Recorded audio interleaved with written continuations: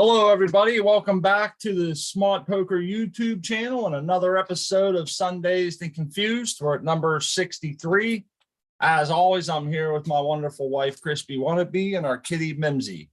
And rolling up a join us a Mac, picking a few seeds out of it. And cheers, everybody. Happy Sunday. Saving those seeds, too. Yeah, we're saving those seeds. Now, someone recently told us, like, I'm trying to learn as much as I can. I feel like I catch it in bits and pieces. When it comes to the seed and the breeding and what's good and what's not, I still am putting that picture together. But as far as what I've just heard, the seeds that are coming from the plant that actual hermed are the ones that are not going to be so good. And that's, do you know anything about that, Smart? Can you explain it to us? I was told that all right, so we have 4 plants in the tent, and I was told that they were all feminized seeds, and the one that was feminized, they were all feminized seeds. 2 of them were Max, one was a peanut butter breath, one was Alien OG, right? So one of the Max hermed on us in the back there, and we didn't see it until we were harvesting. And they said that all the other seeds should be good except for the plant that selfed itself, the one that actually had the herms, the sacks hanging off of it. So that's what we were told, and it makes sense. I mean, so the other ones all got pollen donated, and I guess could be excited they got from the Mac. Well, regardless, we're saving all those seeds because I have a McCormick spice that is empty. The lid has those holes that are big enough for seeds to come out. I want to put those seeds in that container and go about the countryside, tossing them, just shaking them out all about. Yeah. So who knows? We might go on that journey and then revisit those sites to see. Who knows what we'll see? But it should be interesting. We're going to use those seeds and plant them anyway. We'll sow them. I want to put some around the way and see what happens. But yeah, it's nice to see everybody. Hello, Rowdy, Rusty Nails, Flower Felon. It's good to see everybody in chat. Ganja Coast, Nico D, Hoss Farms, Real Red Hairs. Yeah, those seeds, them and no all fire hurry to grow them. We got 10 years worth of feminized good genetics here. Those seeds are just, I can't bring myself to just throw them away. I figure someday, it might be 5 or 10 years when it's legal, we can get outside, and that might be a good time to put them in a greenhouse or run some of them then, take clones or whatever. Oh, yeah. Like but if I run across somebody that says, look, I just want to throw some seeds outside, I'm not going to be too all fire crazy about looking and tending to them and stuff, I can give them a handful of them, you know what I mean? Right. Versus my good genetics or whatever. But I feel there's a place for them, but I'm in no hurry to get them in the ground. I still got a whole bunch of the seeds that those seeds still yet to grow, right? That are good. So, well, in our situation, we have a calendar of seeds for the future, and we got it pretty mapped out for a minute, but you never know what tomorrow brings, and things can change, and hopefully sooner than later, and we can be planting outside here in Pennsylvania. That would be super awesome, because then our calendar gets wide open because we have a lot more space then to do so. But I want to say hello to Artman, who be growing doobie, Smelly's Garden. How are you folks doing? Nice to see everybody. Really good to see you. We can tell them what's going on with ours while I roll this up. If you want to, they can see our whole screen there. Yeah, we have we're in 6 weeks. 7 weeks. 7 weeks. It starts let's see, tomorrow will be 49 days, which is 7 weeks. Yeah. So we're transitioning, the final transition from week 6 to 7, I guess, technically. Yep. And they're really hard to see, but there's 2 solo cups in there that have our single cola challenge from the New Year Grow Challenge. And the apple fritter, she's got a nice bud on her. I can't wait. smells very fruity, very sticky. I'm excited. Usually when I do those party cup challenge, it's just for fun. I've learned a lot from doing those, learned a lot about how, like, what the plant can handle, what's not good, in such small shoes. Yep. Because it's a whole different ball game when you're growing in a small pot. You want to keep that thing watered as much as you can. It can be challenging for sure, but I'm excited about those. And we tried a mimosa too in the party cup. She's a little smaller, but Smart tried, he said, we're going to try something different. And we schwazzed it, or what we think is schwazzing. Recently, we left like maybe 4 leaves on the one, maybe, which we stripped her of all her leaves. And the other one has still all of her leaves. So in these last weeks, we're going to see if that makes any difference. I think a true schwazz is leaving a couple, you leave 2 big fan leaves at the top and take everything below that. But one of the reasons they were all sick and they look like shit. So I said, you know what? Especially the bottom, they were like the yellow that you would see on a banana skin. Yeah, so man. Those bottom 2 were complete. I'm like, that's so wild. They're like, them plants do not like being in that little solo cup all the way to the end, and we know that. But that one really got pissed off, and she started losing all of her leaves. And I was thinking, well, instead of having a big yellow streak down the middle of our tent, let's see what happens when we just cut them all off. And there it is. Now all the little ones are turning yellow. So she's letting us know she's unhappy root system. Well, they were just a fun experiment. We, haven't been giving them the best watering practices, and we've been feeding them the runoff of the other plants. So now the 1 gallons there, you can see we got the one on the front left. It was topped twice, and it wasn't topped in any kind of a symmetrical fashion. What we did was topped it once, and we tried to keep them growing slow. Well, it was going a little quicker than the others, so we went around and just topped a few things. Oh, my cat won't quit walking on the keyboard. What the fuck? Man. But yeah, we topped it twice, and then 2 in the back on the right are not topped at all because they were pretty sick right up to flower. So they all have different stories behind it. But won't it be nice for talking to you, sweetheart? Won't it be nice when we are able to have all 6 of those 1 gallons in there, and where we actually started them at the same time, trained them correctly, and different things to where they're all on the same time schedule, not one. Definitely. We definitely want to try the 1 gallon pots again. Yeah. But I would like to do the air pots. I know that those are I'm seeing, good results in these 1 gallon pots, but the pots that we have, they're plastic. Smart drilled a couple extra holes in the bottom, so they're nice holes. They're nice, big enough for drainage. It has good drainage, but not enough drainage like the air pots give you. And I know that those roots went straight to the bottom and started curling around the bottom. And when we harvest these plants, we're going to cut those out, and I'll see if I was right or wrong. I'll try to get some pictures out for everybody, but that's what happens. And in those air pots, that doesn't happen. I just think that is the coolest thing that, someone came up with that idea to make the pot to where it grows, and what the roots find a spot and then they turn, and they find the best air to water ratio. And it's just, they don't wrap around the bottom where water's going to lay in the bottom of your pot. And those are so cool. Hey, I want to say these pots here, these little 1 gallons, are absolute concrete shoes, man. I had to take a broken newt needle that I keep around and stab the shit out of it. And I tried to scuff up the top of the cocoa, and I could just feel it ripping roots. I could see these big roots, and they're all wrapped up, and makes it pretty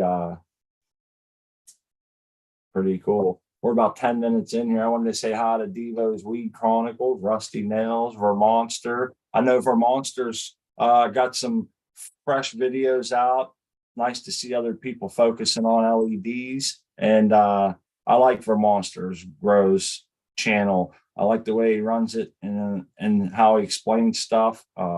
Just all that. He's very open with what he understands and what he knows and what he's learning, and he has no problem learning in public, which isn't always an easy thing. So yeah, check out Vermonster. Check out Devo too. Those guys are always sharing links and yeah, they have shows. So if you have a show and we're not mentioning it, or if you want people to know about it, please put your link in chat so everybody can go follow you. This community is awesome. When SMOT was trying to get up over the 1,000 subscribers mark, we were so close, and so there we were almost there, but it just seemed like we couldn't get over that hurdle to get us to the 1,000. And so I asked the community, please come follow. And sure enough, it really didn't take long. You guys are amazing. It was like an hour later. This community is awesome.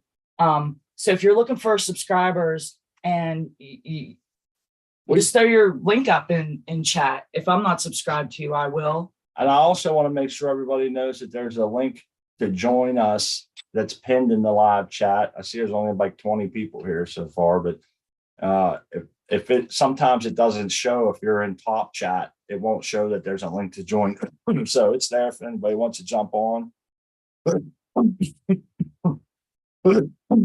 Oku releasing Nigerian duckfoot seeds. Hey, you know what's crazy? I never that duck's foot looks so weird, doesn't it? Yeah. I think it's cool to look at in other people's garden, but I feel like I wouldn't appreciate it in my garden. I don't know why. Is that bad? You ever get that feel like it's too weird for me? Yes, those freak shows, they are really cool. And I am like I'm like you, Smart. I really like to look at them. They're really awesome. Some of them are beautiful. Some of them look like so much like a tomato plant. I'm like, boy, that's hard to discern which one is. Yeah. You know, I don't want to confuse myself in my own garden. So, and then I don't want to think, oh, what am I doing to my plant? That leaf looks all wrong.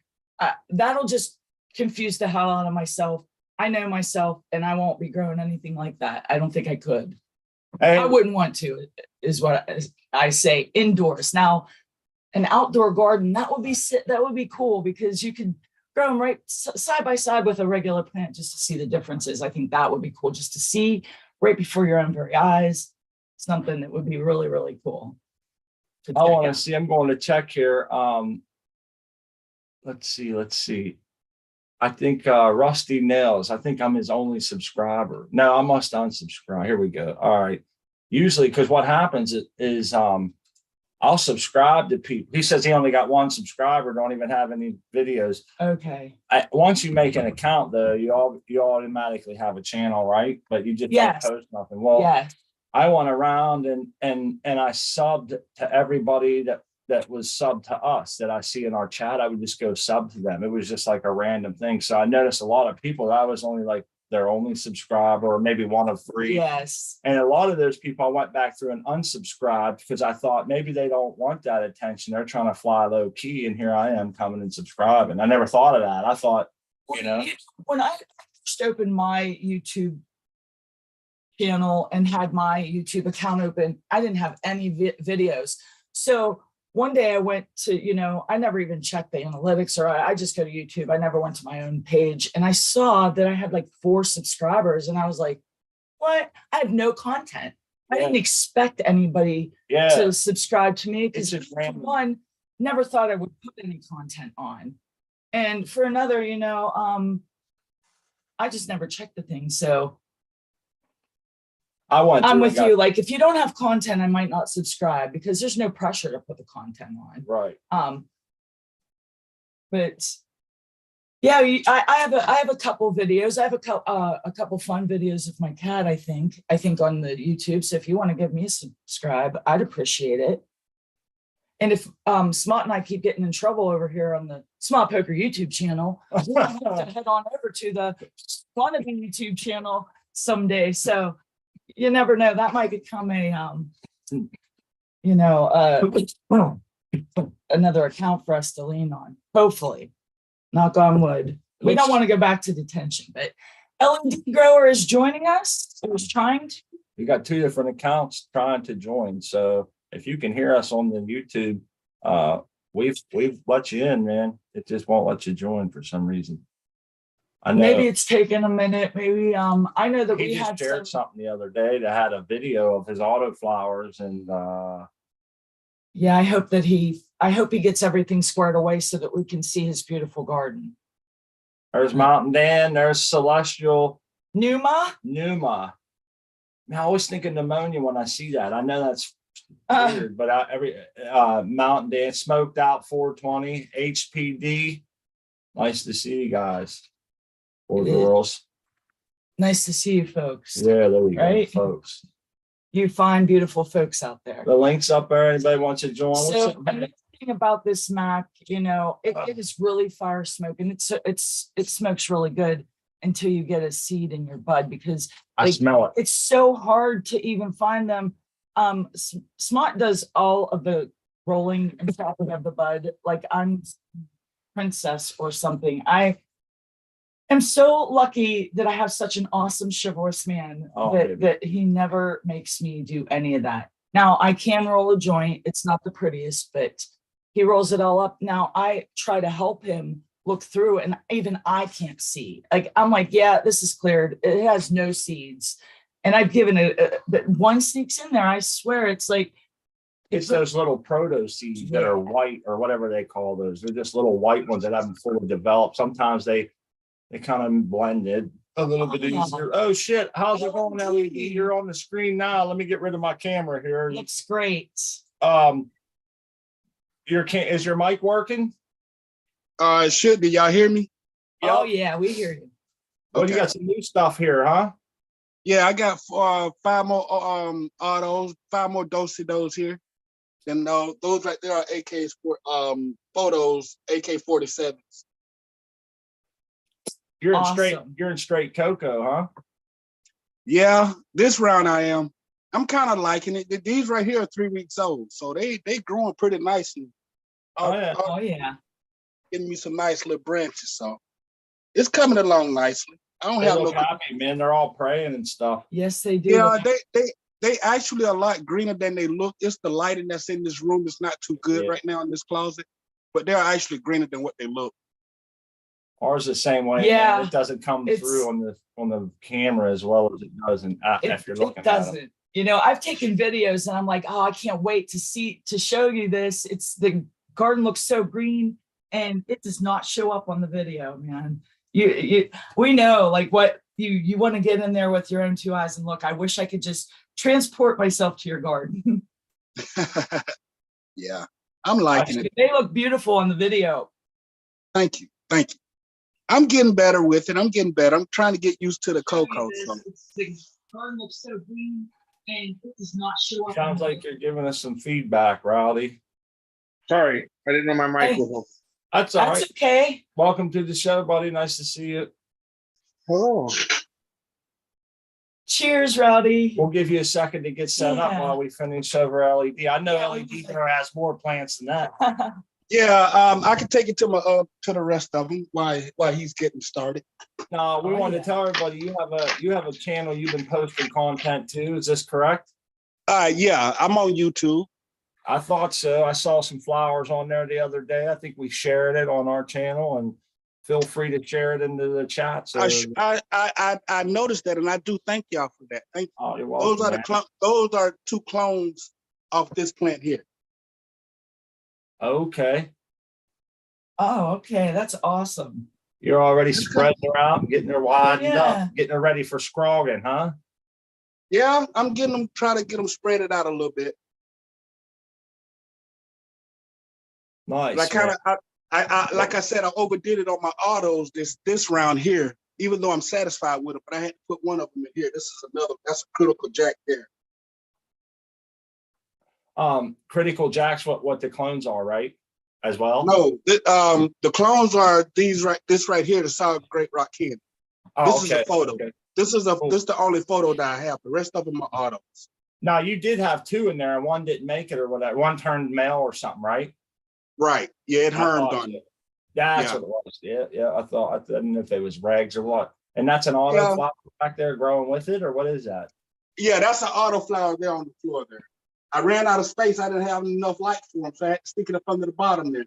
Hey, I get it, Dad. You got to get in where you fit in, right? And yeah, That's why we have all those little plants in ours, man. We was doing the same shit. We had them tucked in everywhere, trying to get enough light to keep them alive, and you just don't want to kill them, you know.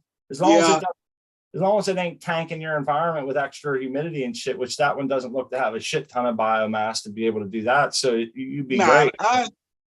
only thing that I wish I could have had my other plant in here so I could have had shorter legs. But other than that, you know, it's okay. I can't That's all complain right. about it. Next time will be better, right? Is that what we always think? Oh yeah. I mean, they already coming as you can tell. So I just Yeah. laid this one over today, try to get the center to come up a little bit, but Right on. nevertheless, You got a it'll be beautiful. okay.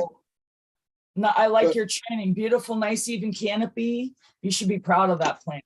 It's beautiful. I am. I'm learning, and this is another one. That's another one of those clones. Right on. And these are the rest of the photo autos. Then going in week 6, week 6 today. These two here, but they turning out okay. Oh yeah, that's your. Yeah, those are DWC. Yeah. Everything looks healthy. Yeah. My next grow, I got one in DWC. Then I have those two. Then I have the other 5. So all lights will be still being utilized all summer. So hopefully I'm gonna try to flip them about 4 weeks apart so I can try to get me a perpetual grow. After those auto flowers flip is when I do the other 3. Right on. So Cheers. I'm the other 2 clones in there that was in the other room. I'm gonna put those probably in. I'm gonna probably end up putting those up under this light here, and the 5 in the other room, put those inside the tent. And this hydro bucket here, I'm not quite sure how I'm gonna utilize it yet, but I'm each light that I have will be in flower eventually. Right. And they'll all be packed full with as much as they can handle, it seems like, right? Oh yeah, they'll be spread it out pretty good. This hydro bucket here, I can't wait till I finally got the roots to touch the water. So I mean, like it's getting there. So Oh Okay. yeah, I can see. yeah, they getting there. So it's ready to start jumping off in about another week or 2, man. It'll take off. So I'm a straw get out too. So hopefully I can get me about 4. I'm gonna try to get my goal is to get me about 4.5 off of it. I think I can do it. I see a couple of the DWC growers in the chat there with Weed Nerd DWC and Indoor Promised Land, New York John. Yeah. There. Them guys Yeah, there. I've learned a lot. I've learned a lot of New York John. I'm not really on YouTube. I'm not. I have a YouTube channel. I done had it for years. I'm just not on there. I've been trying to follow Weed. I try to follow Weed Nerd, but he don't really post a whole lot on YouTube. He's mostly on. I think he's mostly on YouTube than he is on YouTube. I think he's on Facebook more. So I don't know. I might have to go over there and follow him a little bit because I like his grows. Yeah, man, them guys always have They're grows. Yeah, they're killing it in the DWC. Good information, good benefit. Like they are using Yeah, that. I've grown in this bucket maybe like, I think this is going to be my 3rd time since I had it. I done had it for like 3 years now. But the first grow I did in was a Granddaddy Purple. I did right about 4 ounces out of it, not knowing anything. So I kind of laid back off of it and just dealt soil for a while. But I think I'm gonna fire my DWC back up. But this is a small bucket. That's on the 3.5 gallon bucket.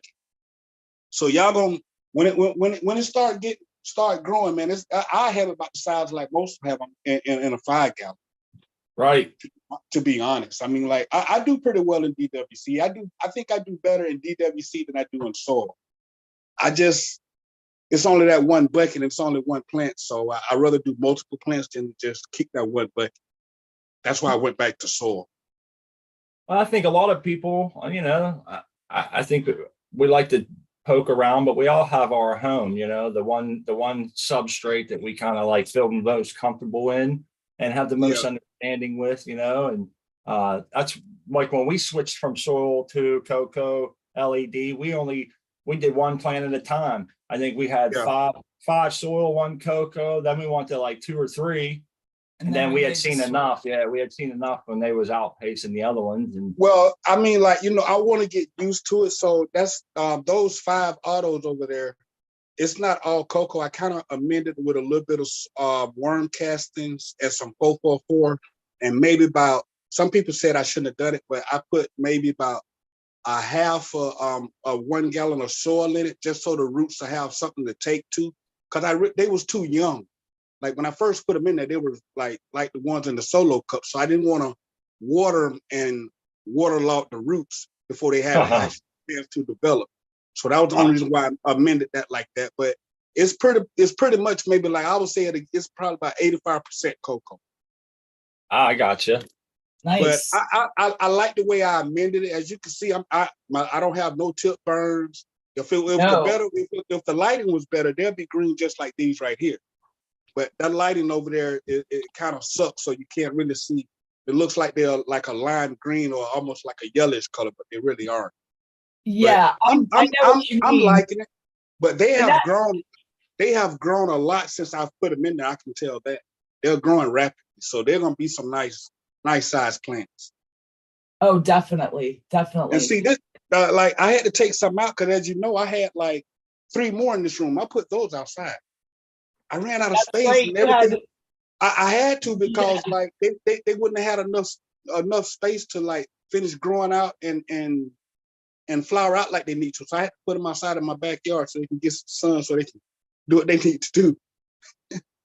That's awesome that you have a space to take them. You have too many, you can take them outside. That's awesome. Yeah. If he's not ready, this is don't nobody really know where I stay, but this is my backyard. This is my carport. That's my front yard.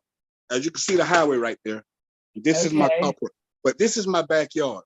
It goes all the way to that tree line. Nice little space to do. Oh, there you go. That's nice. Looks like spring has sprung around your area just like it has here, man. It's crazy. Yes. Yeah. 68 degrees, and then the next day is 38 degrees, and then it's yeah. But, it's a nice size. So I built me a little cover for them. I got them behind my shed right here. Oh shit, yeah. Oh hell yeah. For rent. Oh hell yeah, that's nice. They're letting all their cannabis friends know there's more space here. Come on down. Those are looking good. Yeah, man. But yeah, this is my yard, man, and so I've seen a big pile of future compost laying there. Once you chip or shred all those little shrubs there, you can put yeah. I usually use that potash. I usually make me a garden out here, and I usually use that ash. I put it in my garden and turn it. It makes great fertilizer. I hit the wrong button. You guys still there? Can you still hear me? Yeah, I can still hear you. Okay, you're back on the big screen now. We're coming, Rowdy. See, Rowdy's putting in some on our side. Let's go over and see that. Rowdy is doing that. That's a nice house you got, man. Nice. You do have a beautiful home. You got beautiful property there. It's nice and flat, and that it is. It's like a real extremely quiet home place, don't it, babe? Oh yeah. Yeah, it's extremely quiet. I love it, man. I'm mostly around more elderly people. It's not that many young people where I stay, so I'm around a lot of elderly people. So they're not as yeah. And everybody, you got to worry about them walking around your house and in the middle of the night and shit like teenagers. No, I don't have no worries about that. And to be honest, everybody looks out for one another. And my neighbors across the street, they usually do their gardens, and everybody share vegetables. And I mean, like it's a nice little community that I'm in. I'm really enjoying it. Love to hear that. It's always nice when you can share vegetables with your neighbor, and you can go to your neighbor and tell them, how you did so great, or ask them how they did so great with one of theirs and different things. Yeah. That's good collaboration too. It's a little different than cannabis, obviously, but it's good collaboration. Well, I mean, like now my neighbor next door to me, he grows out back too. So me and him kind of exchange a lot. Like here lately during the winter months, it's hard for him. It's hard to grow here where I'm at during the winter months, but I look out for him. When I harvest, I look out for him. I go and give him a couple of sacks. I don't charge no price for him. I said, man, he always offered money to me for it though. But I said, man, you neighbors, man. I mean, long as I have it, I'll make sure you have. I look out for him. Well, that's awesome. That's the kind of spirit that fits right in here at Smart Poker's YouTube channel. Exactly. Because I'd love to be able to share medicine with people and stuff, and you know, it's all about. But you know what's nice is you're able to go back there when he's growing outside and let him know if he has males, so he doesn't mess your plants up. So Yeah, I've if you had weren't them exchanging information, you would know like that. to be honest, I had a smaller. I had a maybe like the first spider farmer light like this. They had out the little 85-watt light. I had that and a 2x2 tent. I actually gave that to him so he can actually grow inside his house in his basement, so he can Nice. actually do it during the winter months and wouldn't be out trying to do it during the winter months. So I gave it to him, and so he's been trying to get. I've been teaching him how to do it grow up under the LEDs. He's really digging it right now. So I look out for him, and every once in a while, you know, I throw him a couple of seeds to plant, or I give him some clones, or you know. Good deal, man. Yeah, that's Oh better yeah, than I look out that's for better him. than giving him bags of bud, you know. Yeah. Teach him how to grow his own. Hey, Rowdy, I Yeah. wanted to jump on there before we get too far ahead. What was those black things you were tapping on over there, man? Did you have a problem? Oh, it's electrical tape. It's just plugging those holes. Because I found that it didn't need that much water in those two spots because it's the end and the very beginning. So I just plug it off. This one comes out full blast. Look, there's a root in there somewhere. And it works a lot better that way for me and my pump and stuff. I was going to say, you're also cutting off two holes, which will put more pressure in the remaining holes that are left, you know, helping them clean them out and shit like that. So that's probably smart. I never thought of that. Yeah. I'm going to be in chat, guys. All right, LED. Thanks for showing us. Anytime. I thank y'all for having me, like always. We appreciate it. Right on, man. That's pretty cool stuff. It was nice to see an outdoor garden. Yes, it is nice. Oh, yeah. You got signs. See them signs. 11 days. 11 days? All right. They used to be this tall 11 days ago. And now they're so much taller. So your bolt is your light maxed out right there? No, I just turned it up from 60% to 80% today, actually.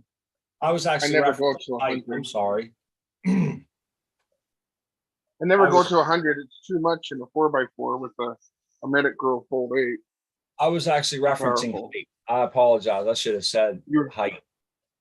Oh, height. Are you all the way maxed out? On the light? Yeah. Yeah. Oh. Yeah. If you look, I don't know if you can see that, but if you see that up there. Yeah. It only looks like it's just a hook. Yeah. It's just a hook instead of like a rope ratchet. And I did the same thing to this light yesterday. So they're all hooks. Weedner did that one time too with the wrong kind of hooks, and I watched it live, and it swung down, didn't break his plants or the light, but it swung right off, man. Oh, it's made my heart drop, dude. That would be terrible. It's nice that you have yours strapped down like that. Boy, this plant really took off. I know, it did. It's beautiful. You know, I was kind of curious because if you look, I don't know if it comes through on the camera, but this side is an FCE 3000 by Mars Hydro. It's got the big look styles. And this side is an FC 3000 by Mars Hydro, but it has Samsung diodes. And if you look, one side is yellow and one side is white. It does not show through. It really does. It's hard to see. You got to look at the tent wall. Oh, I see it on the tent wall. You're right. It's white and then like a yellow. I don't see it, man. On the left. And then it's like more yellow. I see it. Hey, anyways, I'm curious if it's going to affect the buds. I've noticed I have new growth spurting out. It's supposed to be a 10-week strain. I'm about to enter week 7. You got a hell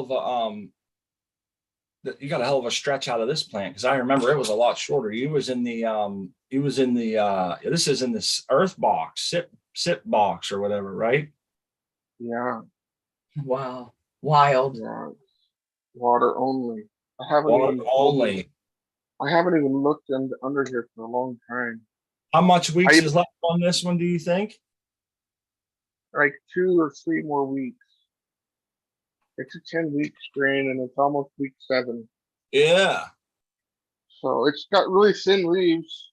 I've Yeah, I not really see. grown one with such thin leaves. And it They looks got like, burned. yeah, some of them are getting a little spot Yeah. modeling on them and stuff. So that's A why I little was bit. asking how long. You probably lose a few on the way here. That's all right though. You got plenty. You got enough to spare a few, huh? It's pretty dense in there, huh? But I know it's probably really fun to try out different things, different, That Earth box is DWC, cool, yeah. Earth Box. A couple of our friends are really, doing it all. Yeah, and that's so cool. I just put reverse osmosis water down the tube every like 3 days about. So that's it. Some beneficial nutrients.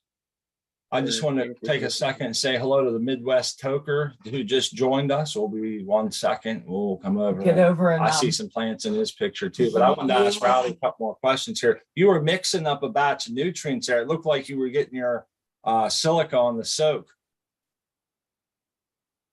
What are we looking at here? I can see These are my clone storage room. Okay. Uh-oh. What kind of, that looks, is that a HPS? No, it's a lead generic light. Okay. I did something to my phone when I was doing that. That came with my tent kit before I ever started growing. The very first tent kit I bought, that's the light that came with it. I replaced it immediately with a Mars Hydro. Gotcha. Yeah, your camera went off, man. I took you off the big screen. Let me see what I did. I accidentally There you go. It's really hard not to touch the screen. So yeah, you were saying about my newts or something? Yeah, it looked like you were putting some in there to soak, huh? Yeah, I put some silica in there. And I've turned on all my stirring stuff to let it stir for like, I don't know, 10 or 15 minutes, maybe a half hour, whatever. You starting out with RO water, is that right? This is actually mostly RO water, and I put in 2 gallons of tap water. Okay, cool. Because I was talking with Doc, and he said that if you use some tap water, it helps stabilize your pH when you buffer. So that you don't spin so wildly up and down. Yep. And he's right. Cool beans, man. It worked for you then? Yeah. So I got a 10-gallon reservoir, and I just put like 2 gallons of tap water to the 8 gallons, and you still have a pretty low EC. I'm presuming. Yeah, it's 100. Okay, that's about half of what ours is starting out at straight tap. So 100. That's good to know that it only takes 100. You only have to mix in enough to take it to 100 EC. And it must be the dissolved solids or something that help it hold a pH better. I'd like to know the chemistry behind that. I should double check. Maybe someone in the chat. My tap is 300 EC. So when I take 2.5 gallons or 2 gallons and put it in, it makes. Hold on 1 second. Sorry, guys. I'll just check it.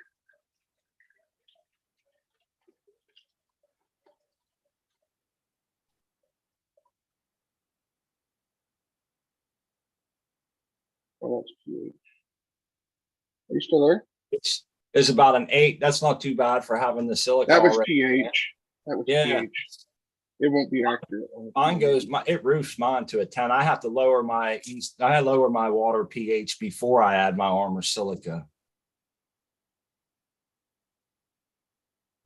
We can't read. There we go. It's 222. I don't read mine on that. What's a 223? I go to the next button. That's 224. So a 0.22 EC. Yeah, 0.22 EC. Yep. Okay. And I haven't finished adding all the RO water. Gotcha.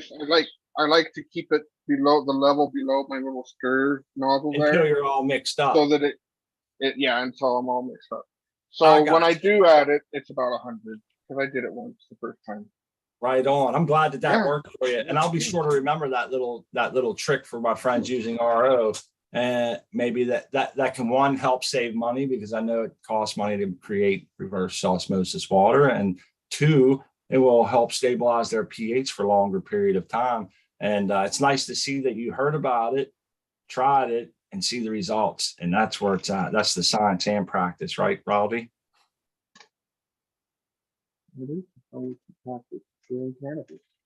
I missed that one. It sounded like you was muffled, huh? Did you hear it? Yeah, I didn't Oh, hear I it. said that is the science and practice of growing cannabis. Oh, yeah. Yeah. Nice shit, man.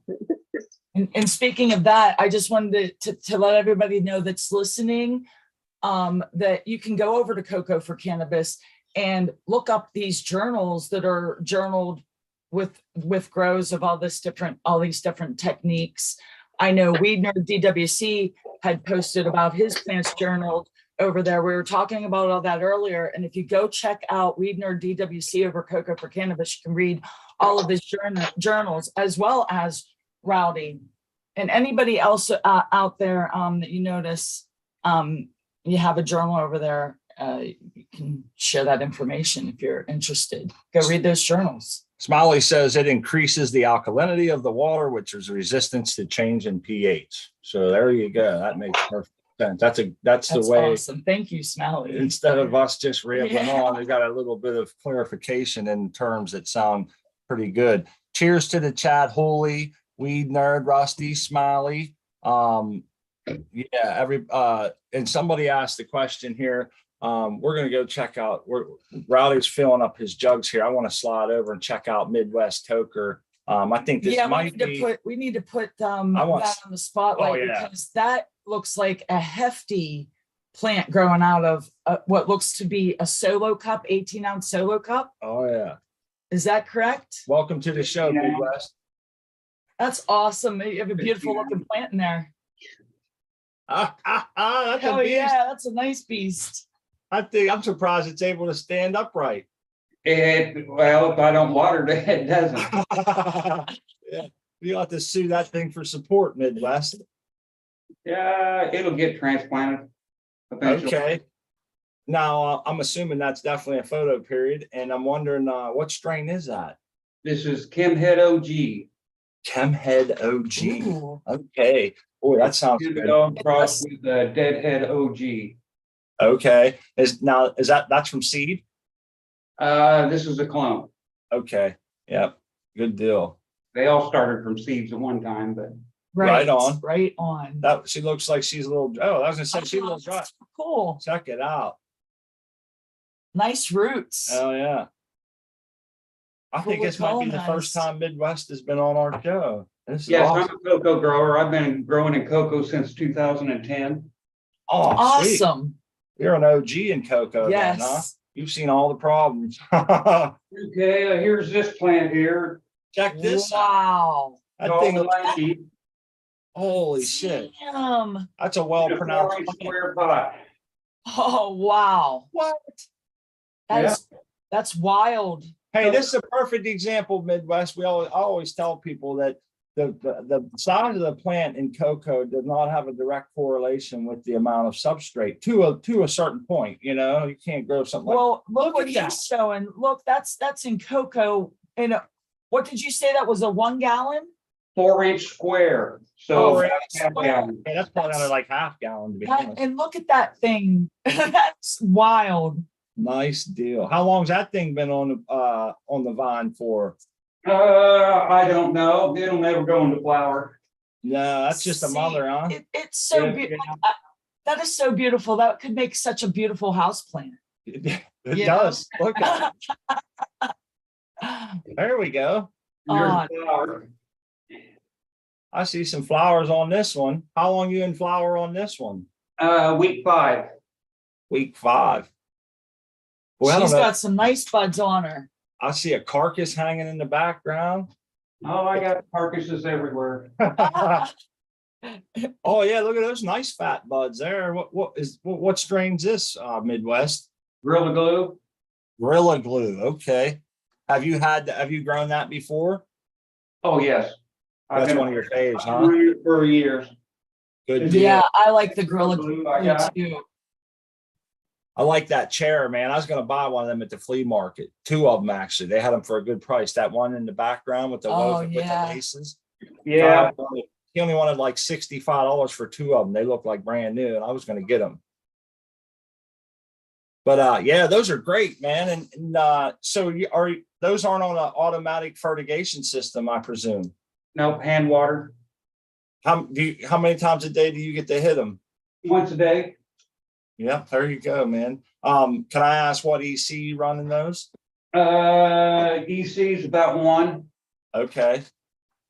Nice deal. And they've really taken to Boy, that that- nicely. Hell yeah. Nice deal. What nutrients do you run Midwest? It really doesn't matter. Right now, I'm running some Floraflex for flour, and then veg, I'm running 1 part Psycho Professional Dry Nutrients. Nice. Wow. That is pretty cool. Nutrients don't make a plant.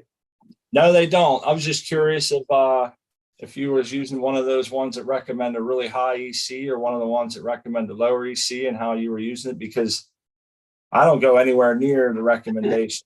We're always run those our plants that are in that screen growing in them 1 gallons are on a 0.6 EC in flour. Yeah.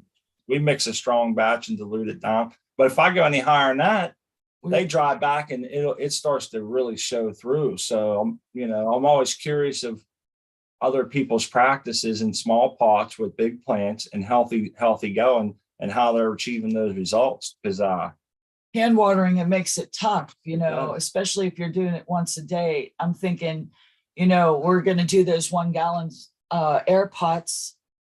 Midwest Toker is a perfect example of somebody understanding their plants and their media over a long course of time, making adjustments to where they can kind of do what they need to do and still come out with good, healthy results. And that's something you just can't almost teach. You have to watch the plant and go. And even doing this for 15 years or whatever it is now, that's where you kind of get that. But hell yeah, Midwest, that's pretty cool. I'm glad you jumped on to share that with us. I know. It's nice to see your plants. Well, I'm just showing you what you can do with cocoa in little pots. Yeah, we're going to be more prone to go in little pots here with the auto fertigation. We're going to set up a drip system, and I like the little pots. I think they find a healthy balance between being able, we have 2 4x4 tents. It's a healthy balance between getting a good return for your labor cost as well as your cost, for lighting and water and all that, as well as being able to run multiple genetics per tent in such a small space. If you can run 6 1-gallon pots, you can run, 3 different genetics in there. And that's kind of my thing, is I like to have different variety, so Yeah, this is I'll trade off 8-ounce plants for 3 or 4-ounce plants, but get, variety and all that shit. So I'm looking for that happy medium for square footage. And I think it just works out like that. Find the balance. Quantity, quality, everything comes into play for us. I know other people, they have plant counts and shit, and they're like, nah, I need 1 big plant,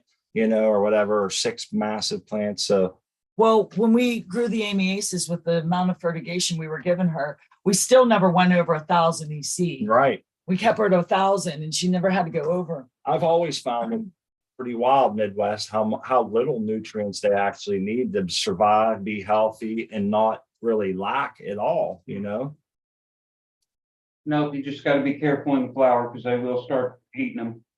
Oh yeah.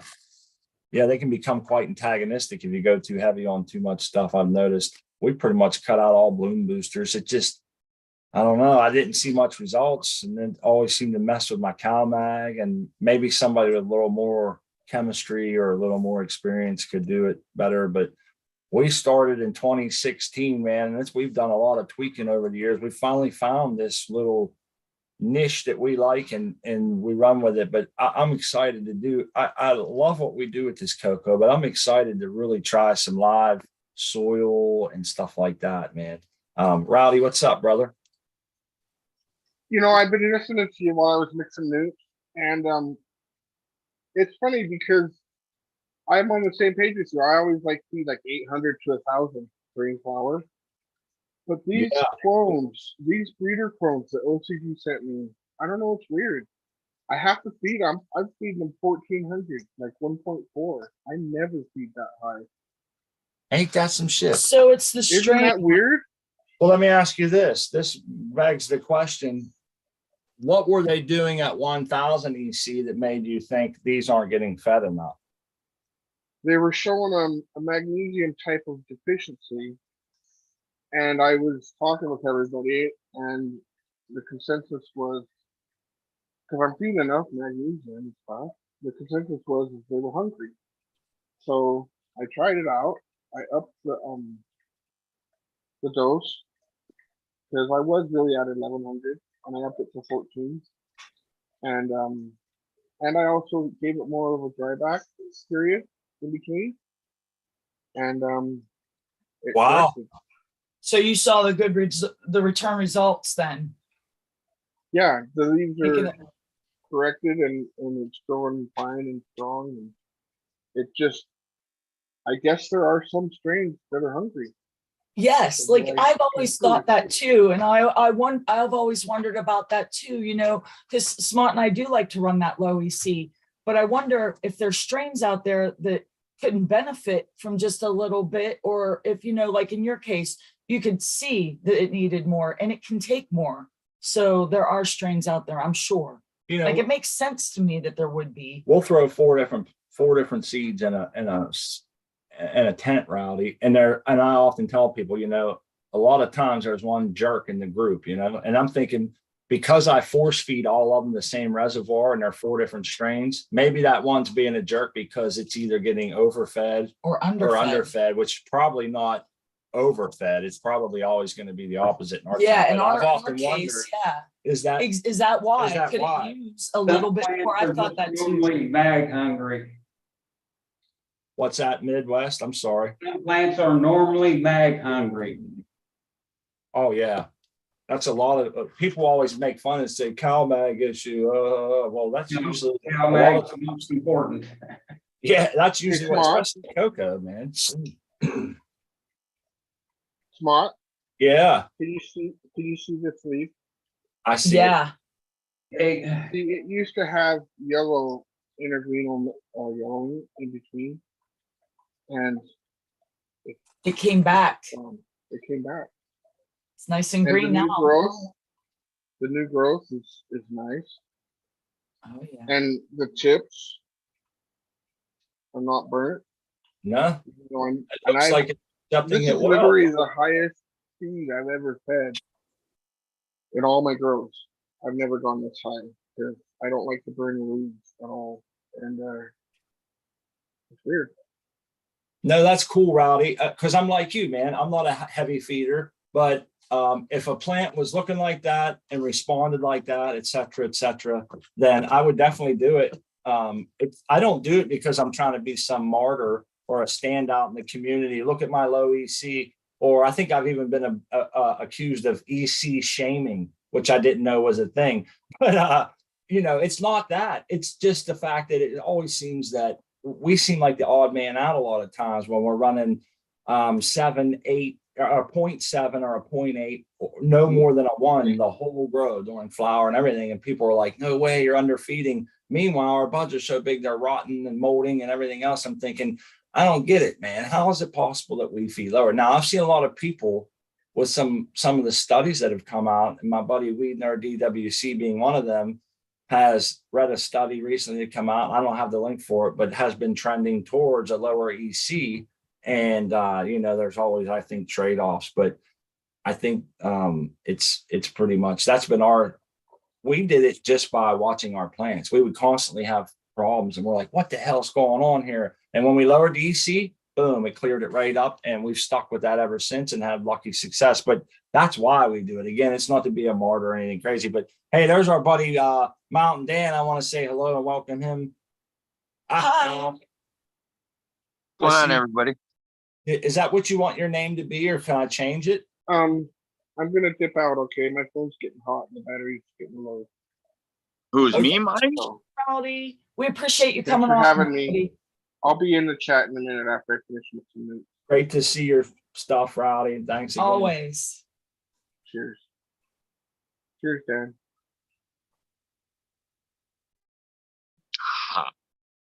That's an old That's a grow. nice background. Oh shit, yeah. I saw dirt. I saw That was an dirt. old grow, eh? If you turn your phone sideward, Dan, we'd be able to catch the eagle soar out of the night and everything. Yeah. There it is. How you been, buddy? It's good to see you. Now it's sideways. I don't know which way. Oh, there's the camera. Yeah, Yeah, not bad. You know, living, working, or not working, I should say. Living, man. LIVIN. That's the main part, right? Being healthy. And I know it's tough right now with I remember your story with your line of work, and that's tough. And hopefully things get straightened out for you. But I seen your brother was really raging there. And I noticed your Instagram posts of your beautiful flowers. You're killing it. Yeah, these ones are they're doing really well. Like I swear it's a lot to do with the genetics. It's Barney's Farms. They're the White Widow, it's a smaller and slower grower. That's from Grower's Choice, but I didn't, like I can show you guys the stuff if you want to see. And oh yeah. Oh, we definitely want to see, buddy. You always have a cool, amazing tent with all these different variety. You have such variety in your tent. That's amazing. I want to see that plant that you rescued from work when it was just a wee lad. Remember, we didn't know what it was, man. Yeah, you're talking the Madagascar jewel. Yes. So she's still small. Nice. Oh, so that's a slow grow, huh? Oh yeah, very slow. And I don't think these are given enough light. Even this one here above these bones, these guys are they got a beautiful green. Huh? They've done a beautiful green to them, like a compact fluorescent looking green. So I think they're liking it. But yeah, you probably won't see a massive growth spurts under those densities, but I don't think that's what you're looking for in this tent, is it? Look at that. No, yeah, like these are just they're waiting, because these are gonna go into where the autoflower is with the other two clones, which I can show you in a second. But you wanted to see the Madagascar. That's I want to see them all, brother. That's the one of the aloe pups. Yeah. Your camera busted. There you go. Yeah, for some reason the screen went off. You got the Faraday effect, maybe. I see other stuff back there in the back. What's those purple fat leaves? They look like a rubber leaf or something back there. Down there. Yeah, down low. What's that one? That's the copper spoon. Copper spoon. What an apt name. Yeah, that's pretty cool. There's another one. I like that shelving system. Likes powdery mildew though. Oh shit! That's what's on there. Yeah, very susceptible. I've been trying to attack it with H2O, but it also kills up the leaf as well. Both this and the jade is kind of being a pain in the ass like that. So it's not infecting your other plants? No. Well, I was looking up on some stuff and I found out that there's like the powdery mildew. There's a specific kinds that hit your cannabis, not necessarily the same stuff you're going to find in the bottom of your pots that you see. Yeah, man. Our other friend from Canada, Max Overdrive. He had massive outdoor plants, right? Perfectly fine. And then his ground cover was something else, and it was covered in white powdery mildew. And I was same thing. I'm like, that's not getting on your plants. And he come up with the same answer. He goes, there's like 1,000 different kinds, and they're quite specific, I guess, on what they like to attack. And why would it go for something that's hamburger when you can have steak, right? Right. I guess. Give me 2 seconds. Yeah, they say in the chat, that's a busy little tent, man. I like the variety. Yeah, that's basically my germination tent and house plant tent, because I have no actual good light in the house. One Um, day well, I could probably one of these grow lights put out there, but then I don't want to be walking around with sunglasses. Uh-huh. Let's do welcome this. to, welcome to the show, Philly boy. I see we got your it looks like you're hooked up. Hey, how you doing, buddy? I'm just Good. trying to flip the camera real quick. We'll be right Oh, back. yeah, I think I got it. Once we finish with Dan, we'll come right back and No I want problem. to check out that light. I see a Mars, looks Yeah. like a Mars And this Hydra. is your autoflower, Dan, you said? Here we go. Yeah, those are the auto. Okay. Nice. Now, Dan, you're going to be growing the Crossbone Genetics autoflower in the Spring Autoflower Challenge, right? Yep. Awesome. I can't wait to see. I know he always fills his tents up. Yeah. You got a tight Well, growing space, huh? This was my dilemma or options too. It's like, this is coming out soon. I've got these 2 clones back here that are going to be for the 4x4. Okay. And then those other 2 little clones will come into here, and I can do the spring autoflower in here, one of them. Okay. Or I say, screw these 2 clones. These are some pretty big plants right now, but I don't mean screw them as in toss them. I mean sell them or something. Yeah, because I always have that problem. Like I would know I can't say just screw them. I have such a hard time. It's one of my shortcomings. I can't just. That's why we have what we got going on in our tent. But so you might take those and either give them away or not have them around, and then the other 2 clones that were in the small tent, they would come in here.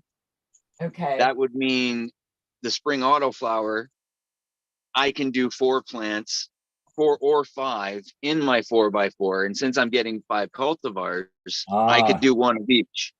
That's I like that. I like the way you think, because that's what I would want to do. Try 4 different ones. Then you're sitting on 4 different kinds of bud to smoke. I like doing that. But this is the one thing too, is like, it wouldn't be on the auto water. It would be in my cocoil. Okay. That would be the only difference, is that if I did one of them in here, it would be on the auto water and high frequency fertigation. Well, you have a pretty good understanding with your cocoil. I've seen you do some nice plants in there. I don't see, unless it's a lot more labor for you or something the other way, I think you'd still get 4 nice healthy plants from your cocoil. You just, maybe they wouldn't be as vigorous growth because of that HFF, Yeah, well, the thing is if I'm already going through, like, say, like so many gallons for 1 plant in a day, and I'm multiplying that by 4 more plants, so like 5 times, right? That's a lot of water that I'd be going through. And like, I'm already with my cocoil, it's like 2 liters on top and 1 liter in the base every other day. Okay. So that's still a significant savings, Yeah. Well, and then it's trying to figure out if I do the HFF on a bigger level, is like figuring out how to use my tap water, which is like pH of 8 and 450 ppms. Yeah. Sounds like the cocoil might be a problem solver on a few fronts, Yeah, totally. But this is my other thing is like, if I did the autoflower challenge in here, I can do what I've wanted to do a long time, is like, these are both the ayahuasca purple clones, so they're identical, but they've been growing in the cocoil. But once I go up to the final pot, I could possibly leave one as cocoil and one as HFF in the 4x4, fill up a 2x4 of each of them, and compare the flower with the organics versus high frequency and salts. And you can have that right for yourself. That is cool. I want to do that someday. I want to be able to grow an organic plant so that I can, for myself, see the results. Yep. But that's requiring growing, 2 plants. I'd like to, clones off of 1 plant and Mhm. growing into 2 different medias to get the true result. Yeah. Well, that was the whole, yeah, that's a lot of dust. I knocked something over and I got a lot of dust flying around now. I got to get that exhaust fan on.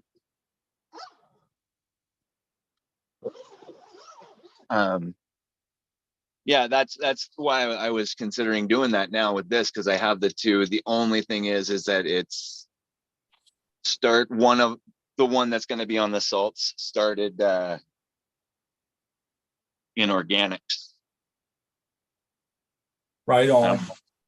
And I don't know how much that would affect the results, Right, because they're in veg, right? Yeah. Right. I mean, to get a true test, I guess you would have to do from day one totally separate. But Yeah. it doesn't mean that you still can't do it and see if you see a difference, especially being identical. Okay. We got How bright is it? Is this too dark or? no, you're good. We can see fine. I see a lot of action in this yeah. tent too. There it goes. Oh, that's my computer. Fucking stupid ass phone.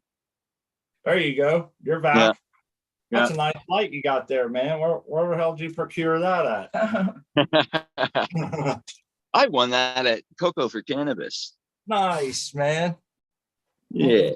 Everybody should go there and sign up for the Grower Love giveaway and get into the challenges and stuff like that. And there's a lot of lights going down. What do we got here, Dan? These aren't all the same, are they? Yes and no. Ayahuasca Purple Mom from seed. I took the bottom laterals, when note 1 or 2, I think, and I cloned them. Okay. And yeah, and then 2 weeks after I put this into flower, I was like, you know what, these clones need to go in a flower. So I did that. So that's why I can't believe how the genetics, I don't know, like Barney's Farms or this plant itself, this cultivar, the Ayahuasca Purple, is just so strong. That's awesome.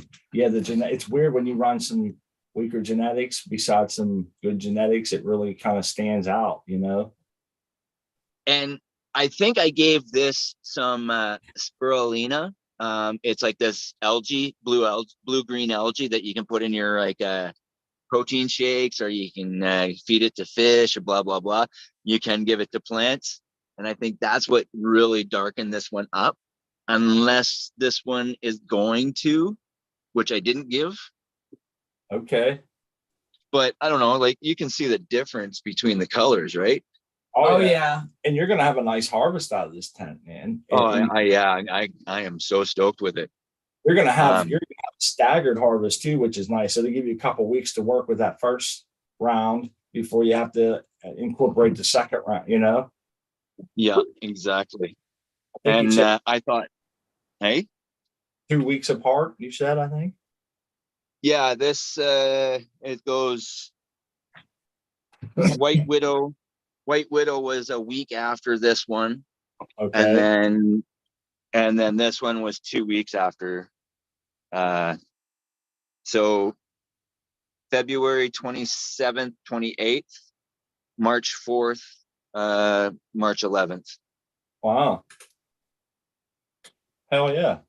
What's in the I middle? know, like March 11th, and that's Yeah, only 3 weeks flower. It's like huge. It doesn't look that far behind the other one. Yeah. If it wasn't for the colors difference and shit, you wouldn't really know. As far as I mean, you could tell it's smaller, but it doesn't look like it's that far behind. It might really surprise you. Yeah. Yeah. What do you got? And I actually. Hey. I'm sorry. Go ahead. I was just gonna say is like I also started because these two are clones, and in the cocoa, and they're the same, lateral branch or whatever. They're the same plant. I started giving this the Cool Bloom liquid, 10-10-10. Okay. Yeah. Yep.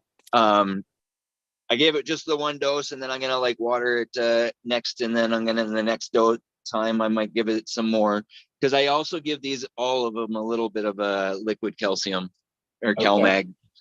to Gotcha. compensate. Yep. But yeah, and then like, see how small the white widow is compared to everybody? She's I just, do. Well, they say just that's a slower growing plant. I think white widow is known to be somewhat slower or lower. yeah, hey. It was a pain to clone. I got one clone out of 6 or 7 attempts.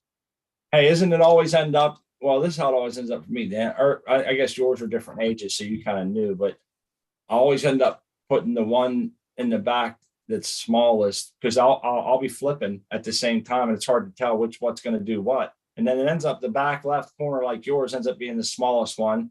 The front one overtakes it, makes it twice as hard to get back there, see it, inspect it, clean it up, anything. And it's like, son of a bitch. And that's where always, like, if I would get mold, that's where it would be, back in that damn corner with the I always have the first luck, man. And you know, I had thought of switching these two. Yeah. You can run into that problem just growing different strains too, because one's going to be smaller and you don't really know at first. It's hard to tell. Challenging. You get on at the bolt, put your net up, and that's where they stay. That's what in our tent. It's like we're stuck then because of the net. You know, the front one grows off and the net real fast. The back one's barely making it to it, and it's like, son of a bitch, I picked wrong again. You know. Yeah. But yeah, this is a great looking tent. Now I bet the smells are really starting to come on the stem nubs. You know, how I stripped it the other day. Yeah, it looks a lot different than it did in that picture, man. From the top. I think, they got like this one isn't, I could have taken that one off, but that's kind of an example of, I think all of these ones are going to kind of get big, and because they're focused and then on that, they might puff up. Because like, I can't say that this big fan leaf is contributing to the size of that flower. It's, you know what I mean? Right. Because like you might be able to like these ones, but this is a lateral and this is a satellite. I take some of the ones that are always overlapping. I figure. I notice like they're 4 deep in one area. I could take 1 or 2 of those because but I mean everybody does their 10 different. The plant looks really good and happy, man. Yeah. Yeah, you're doing a great job. That one there is definitely turning colors, different colors. I can see that. Like, like purple anthocyanins are kicking in. But and that's an ayahuasca purple, right?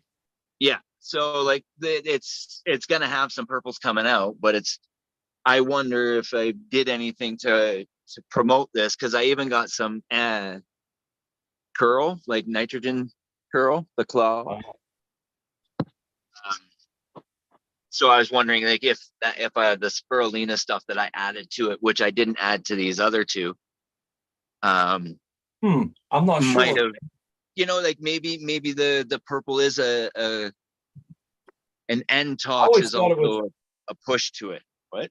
I always thought it was that's a good question, because I always thought it was like an automatic, I want to say, happening that gets triggered genetically, and I think you can help it along with other things. I never heard of anyone possibly feeding something to the roots that would help it along. I've heard temperature helps it along. It makes, I want to say it like tricks the plant to thinking that winter's here and all this other shit. But I always thought the anthocyanins were for protection, protection from what, like sun, what's to come, freezing, or something. But I'm not sure. That's a good point. That's something we ought to dig into more. I just kind of put the thought together because of how when you do have end tox, the plant usually gets a dark green, right? But it also gets waxed, and the waxy color is to limit the light, because too much light, it's processing too much nitrogen is what's happening, is it not? I believe so. It's pumping too much nitrogen into the photosynthesis engine, and so I think that's like a way to help combat it. I'm not sure about all that science either, but I see I see the purple. yeah, but it's hard to see any waxy leaves from here for some reason. It's Well, tied. no, and that is not so much of the case. Yeah, I don't see any too much waxing, but that plant looks. I think it'd be fine, man. I don't think, especially you probably Yeah. you see what you see. You're not going to be overwatering the shit out of it with a bunch of nutrients now, anyhow, right? It'll be kind of coasting here a little bit. Yeah. Actually, when I started to see how dark it was, I pulled off on the CalMag that I was giving it, because I think that too, it was might have built up, like it does. Yeah, some calcium supplements do come with a lot of nitrogen in them. Like Mega Crop is one that comes with like a 10-0-0 in their CalMag, and it's like, holy shit, I never used it because of that. Oh wow, yeah, that's huge. I know, and I always wondered why. Now they might have changed it. I haven't used Mega Crop in like 5 years, but yeah. So what else you got before we slide over to Philly Boy? I see he's got a full tent ripping like you. What's in the middle here? I'm always curious about the size, man. Is that what you're talking about? Yeah, those peppers in the middle there. That's my jalapenos. Jalapeno. And then those are my Hungarian wax. Hungarian wax peppers. Yeah, man. Why are those ones yellow, Dan? Are they dying, or I don't know. I'm not giving you a hard time. No, they're supposed to be yellow. Okay, cool. Then they'll it's a lime green, more like it, and then they'll go red, just like my jalapenos are. Okay. And I found out that now I can't remember how it goes. Something to do with about the temperatures is why both my bell peppers too. These things aren't huge. Like, look at those. They're like literally like jalapeno poppers. Yeah, it's a temperature, huh? Something to do with stability or the fluctuation of it, or it's too high, consistently too high. Yeah, which is probably is. I notice whenever when it starts to set in winter in our garden late, our peppers do turn colors. They'll get like purple streaks in them and shit in the banana peppers and stuff, because I assume it's because of the cold. They immediately stop growing, a lot bigger, it seems like, and shit. But so that just tells me that I'm not surprised that temperature has that kind of an impact. Right. And then, all that squiggly stuff is the ginger, which is like, it's just awesome even to stem rub it and then smell your fingers. Oh, right yeah. on, man. I bet that's awesome. Ginger. And then that aloe that I took from work. Now, is that other aloe we saw in the other tent? And other tent? You're going to get me on that one? I don't know why I came out like that. You're going to let me live on tent? Anyhow. And that plant in the other tent, man, or that aloe plant, was it originally a clone or whatever from this? It was a pup that came off of it, a baby that it all of a sudden showed up down in here, and I was like, oh. So that's how you do the aloes. You can't clone an aloe plant, like you can't just cut one. You can take a leaf, but you got to get certain parts of the flesh down by the root. Okay. And then it's like a lot of the other ones where you just stick it in the dirt and kind of hope and pray. I have not had success at taking a leaf and rooting it, but the jade, I do. I've got actually two of them from a leaf in the other tent. Oh, sweet. That's pretty cool. And what do we have here? That probable strawberry plant that just showed up in this tent in one of the pots, and I was like, oh, what's this? I'm gonna keep it. Right on. Is them strawberries, huh? That's something. Yeah. I've seen them growing quite a few times, but I'm not someone who can just look at a leaf of a strawberry plant and call it out. Hell, you could have said. I've been told. Yeah, I don't know for sure. But I've been told, and then my landlord said that they were trying to grow some outside a couple of seasons, and I was like, oh, maybe that's how it got in here. Yeah, my neighbor used to actually grow it right off. I had we used to rent, and there was it was a duplex, and their half of the porch, they wrapped the whole back of the porch with strawberries, and they had kids. They would go out and pick them and make, ice cream and stuff. And they used to always give us a bunch. And the birds would really eat a lot of them, man. So they started painting red rocks and setting them in there. So the birds would peck at them rocks, realize and think all of them were rocks, and they would leave. So you'd see all these little fake looking strawberries that were painted rocks, man. It's a good project for the neighborhood kids. It is, man. Their kids were out there, you know, always looking at them and picking them and seeing what happens when you don't tend to your garden. They rot on the vine, and they didn't like to see that and stuff. So it was pretty cool. And but yeah, strawberries, man. That's a good treat to have around there, fresh, you know. Oh yeah. Well, if I can get the damn thing to fruit, like I figured once it went under 12-12. Yeah. Well, you But know what? They flower during the summer, or they fruit during the summer, man, which would be a long day. You might be holding them in suspension. No, it grew under 18.6 from the seed all the way until I needed somewhere to put it. So I stuck it in the small tent, but it was underneath a flowering plant, and it started to do some of this stretching, which I'm actually happy that it's doing this now. And it started looking weak and poor and everything. So when I took it out underneath the skirt, I did find a couple wannabe fruits. So that's where I thought, okay, because it was under a different light schedule and lower light intensity, then it either triggered it to flower, or maybe now it could be just the stress because it's still not doing anything.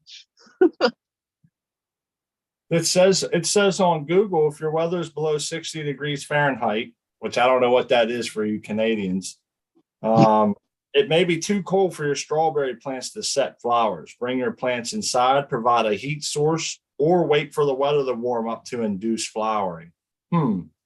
Yeah, 60 is I think that's like 16, 17 Celsius. It says if they're left to dry out too much, that's not good for them, just so you know.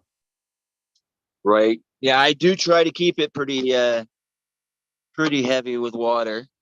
It says something about trimming runners too. Yeah, do you know what runners are on there? Runners are going to be the one. Well, that's the one thing, is I don't know if they've been giving me any runners, unless it's these shooters that look exactly the same as these other leaves. They're the ones that they're basically looking to propagate. It's like a little, like, you know, spider plants. Yeah. That's what the runner is. It says right here that your plants must be visited by bees or other pollinating insects before they can set fruit. Same as your peppers. You just got to self-pollinate them with your fingers. Tick flower. And, that's why you was rubbing it around.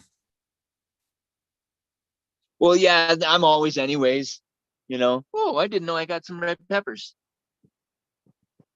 Oh, you do have red peppers in there. Hey, Green Table's Garden says hit them with a shot of nitrogen, watch them throw fruits. Nitrogen. Okay, I actually have been a little bit of I figured it's a bloom booster, right? And it's a balance of the 10-10. Yeah. Oh, which I didn't realize. I thought it was 3 10s. It's no nitrogen for that, bro. Yeah, no nitrogen. So yeah, maybe I got to add some calcium to the water. Yeah, man, that's pretty cool. I'll be curious to see how those turn out. How they turn out. We're gonna slide over here, Dan, real quick and check out Philly Boy in case he has a prior engagement or something. I want to make sure he's been sitting. Yeah, for sure. Yeah, we appreciate you. Sorry, patience. Philly Boy. And thank you, Dan. It's No always problem. awesome. Yeah, your garden. It's always got so many cool things about it. It's always a good time when Dan comes up by, man. We've known Dan for a long time, man, and it's always a joy. We've been learning together for a long time, Dan, you know, in the beginning. Yeah, it's been a lot of fun. But I definitely, I want to make sure everybody gets their time, man. And I want to make sure that Billy Boy's been waiting for a minute here. So if you can hang out, Dan, that's yeah, I'll stick around. Cool, man. What's up? You have Hey, how are you? Good. Definitely. Tell us what's going on in there. So everything's going pretty well. I top dressed with some bloom about 2 weeks ago, and these are going on their third week of flower that I flipped. These are all autos. I just flipped them like about a week or two into pre-flower. What do you mean you but, flipped them? Yeah, how do you do that? I had them at 18 and 6, and then I put them to 12 and 12. Even Okay. and you think that induced them to flower quicker? I don't know about that, but it was like they already kind of had a running start. So I mean, they chunked up pretty good, and this is only week, like I'm going on week 3 right now. I'm confused, man. Why are you taking them to less light? It was just kind of spur of the moment. I mean, it might be a little bit of bro science and all that. I just wanted to try it out, honestly. And I mean, it seems to be kind of working out. I like that because like sometimes I'm just like, you know what, I want to do this just to see just what kind of results I'm getting. Look, yeah, because I've heard, I heard it through the grapevine, everybody, so people trying it and stuff like that. So I kind of wanted to give it a whirl. And but shit, in that small tent, I actually pulled like 3 down at like week 5, and they were done. Like, wow, I was pretty. Yeah, that nose candy came down, which reeks. It's super dank. And the skunk and the gelato. But nice. The gelato was super small, so I was thinking that was gonna like get pulled early anyways. So but yeah, kind of just just seeing what happens. So it's always nice to be able to visually watch the plant change morphology and do different shit under different lights, different whatever training methods and stuff, and you see it for yourself. That's what reading it or hearing about it. I like you got different variety in here then. I do. So I guess we'll go clockwise. So okay. This one right here, this is the Forge. This is the Forge or Blackstrap from Gnome Automatics. Okay. It's a nice little stacker. So yeah, she's got a nice chunky bud at top. Oh my, nice stacker for sure. Yeah. Try to clean them up a little bit on the bottom, but I'm gonna leave those go. But yeah, they used to be Mandalorian genetics, right? Yes.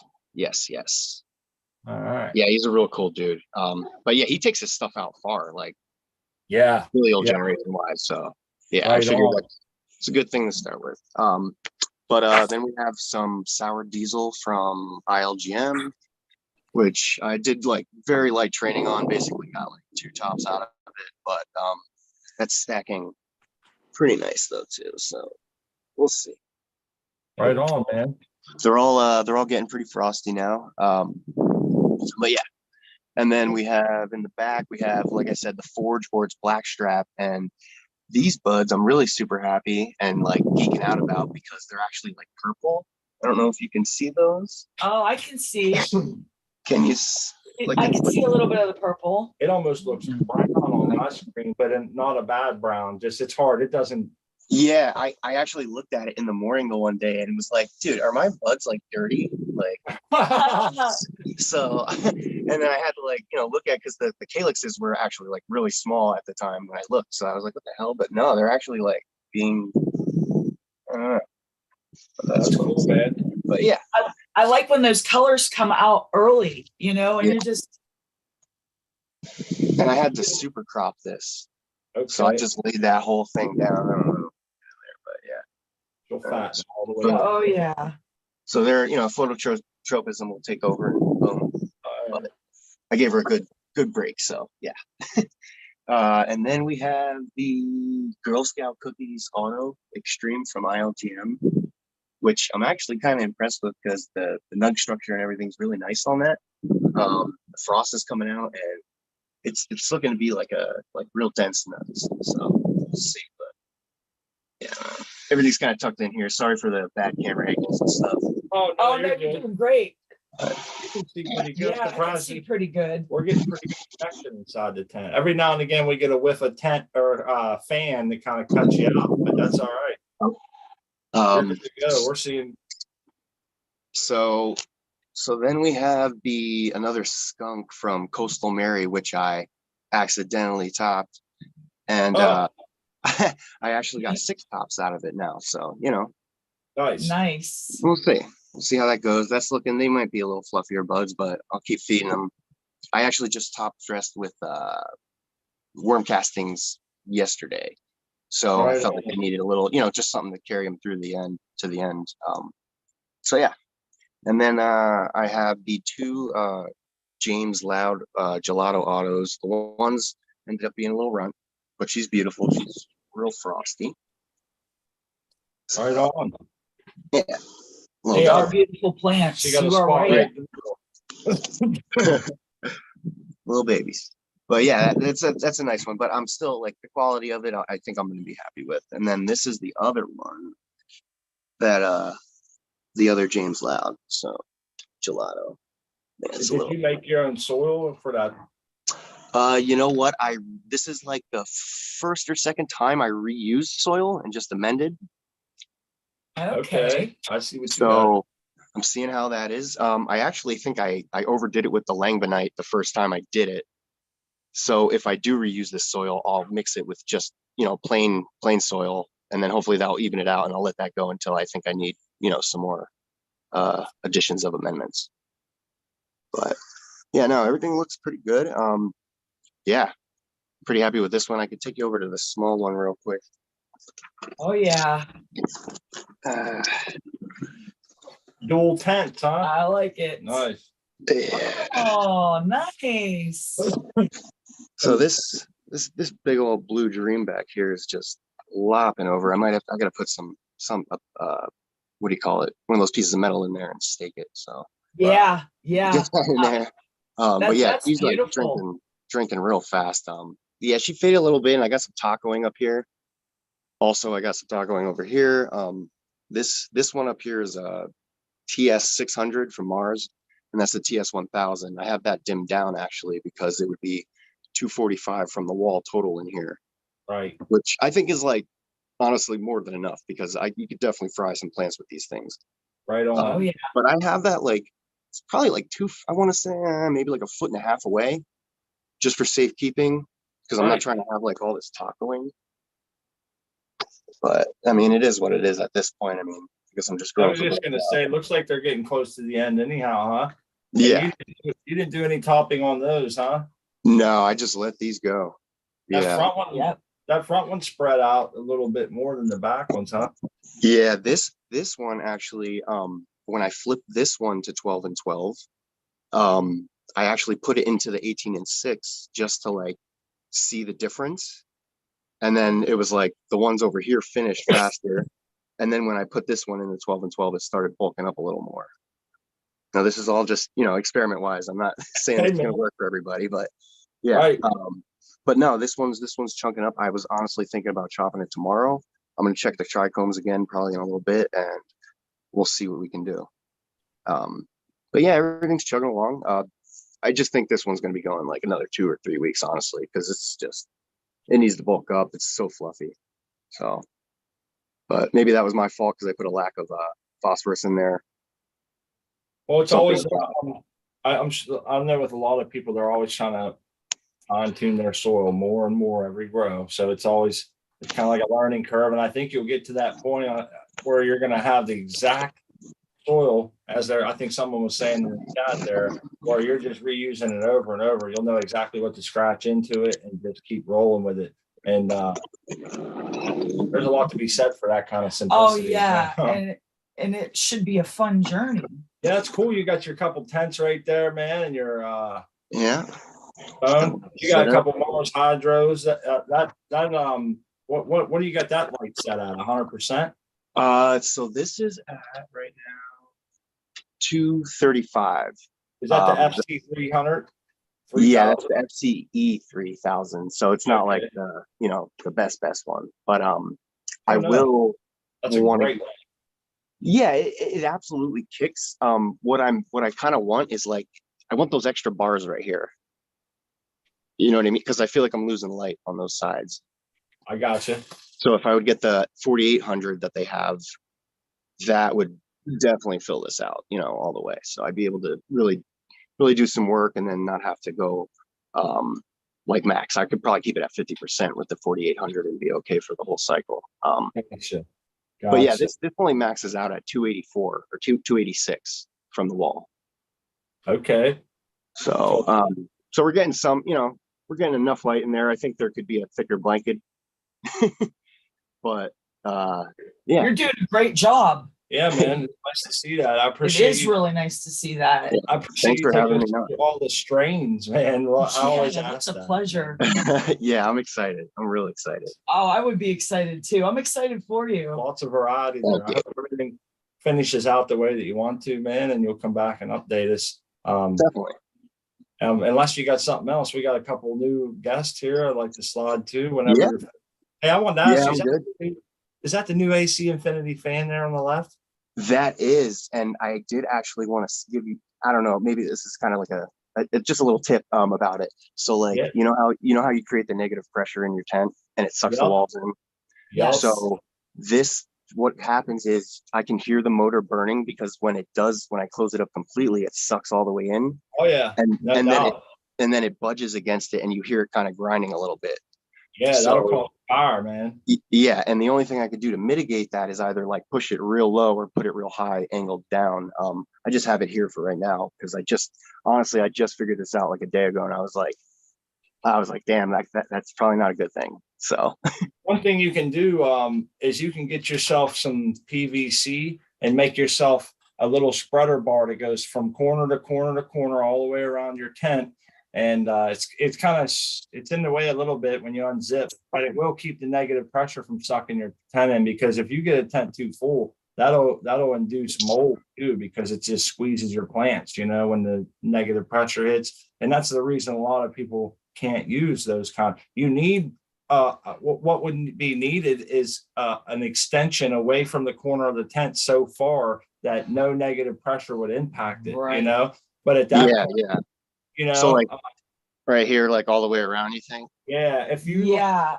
Now, we do have that. We do have one of those. And when he says it doesn't stop the negative pressure from sucking it in, but it keeps it, so you'll see your tent suck in, and then that bar will keep it from like, collapse it right there. you're going to see. Yeah, because it is the few main inches, point is but right here where it pushes Yeah, in. it'll hold- Yeah, it holds it out. It'll keep it from, and then you'll be able to stand there and listen. Right here, guys. Yeah, we can hear you, Dee. We can hear you, Yep. buddy. Okay. We're coming Right on. Someone's Spence is here too. We're making our rounds. That's That's a a good beautiful point, fan though. though. Like And a great point about that rubbing in the negative. yeah. That's something. Yeah, that just be I think cautious for that's sure. common knowledge, because it's happened to us so many Right. times, and we've had so much. I've had negative pressure knock clones over that were floating in water and kill them because I sat them too Yeah. close to the wall. All kinds of shit negative pressure has done for me. I think it's induced mold from squeezing the hell out of my plants when we had Boston tents and different things. So that spreader bar doubles as a trellis net and an anti-negative pressure device. That's what I like to call it. It is. It does save some, because your tent walls can get really I sucked might in. add a second here, a There you second go. one on the left side to alleviate the pressure. Yeah. So hopefully that might do something, because you know what I mean. I don't want to keep the thing open with light getting in there, because this is kind of my children too. Right. No Yeah. doubt, man. No doubt. But hey, thanks, Philly boy, for all that. Thanks for having me, Yeah.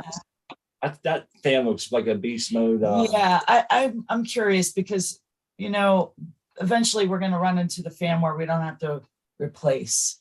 Hello, VPD, grow some bushes and scrubs and shrubs. I think you guys been here for a couple minutes. Sorry, we didn't. No, I You're just good, wanted to yeah. show the fan and hanger. Just while I Oh, was here I'm there. coming right now. Oh, nice. Scrub, you got something you want to show us today too, or you Yeah, just we'd like to see your plants come too. to smoke with us, or no? Yeah, I can show. Let D go first. My wife just got home. I'm dealing with a little one at the moment, so let him Oh, go. okay. Perfect timing. Okay. Okay. Sorry and thank you. I just wanted, while you had the fan issue, I just wanted to show the hanger solution. The hanger's like a spreader bar. There you go. That's a great idea. Okay. Without That's having, perfect. and you don't without even have having to do the whole. I Get was gonna the give, hell out. Right. one of the tips I was gonna give is use 3/4 inch 99 cents. and not 1/2 inch PVC, That's because pretty genius. but that's smart, man. Yes. If you can get the right wedge, How do you keep them in there whenever you open the tent and you lose your negative Well, pressure? I'm missing It's fine. It sits back there. I just put it on the inside ones. This one broke going in there, going around, but it just hangs there. It like Just sits flexes there enough. beautifully. Like, wow. That's a great idea. just Yeah, tucked That's really behind. cool. I gotta try that. And the flex would probably like it. I bet it doesn't suck in as much because Yeah. Right. so that should- It doesn't. just holds that out. That's what he's doing. Yeah. Yeah. That's pretty awesome. Right I by like his it. fan. That's perfect. Cool, And dude.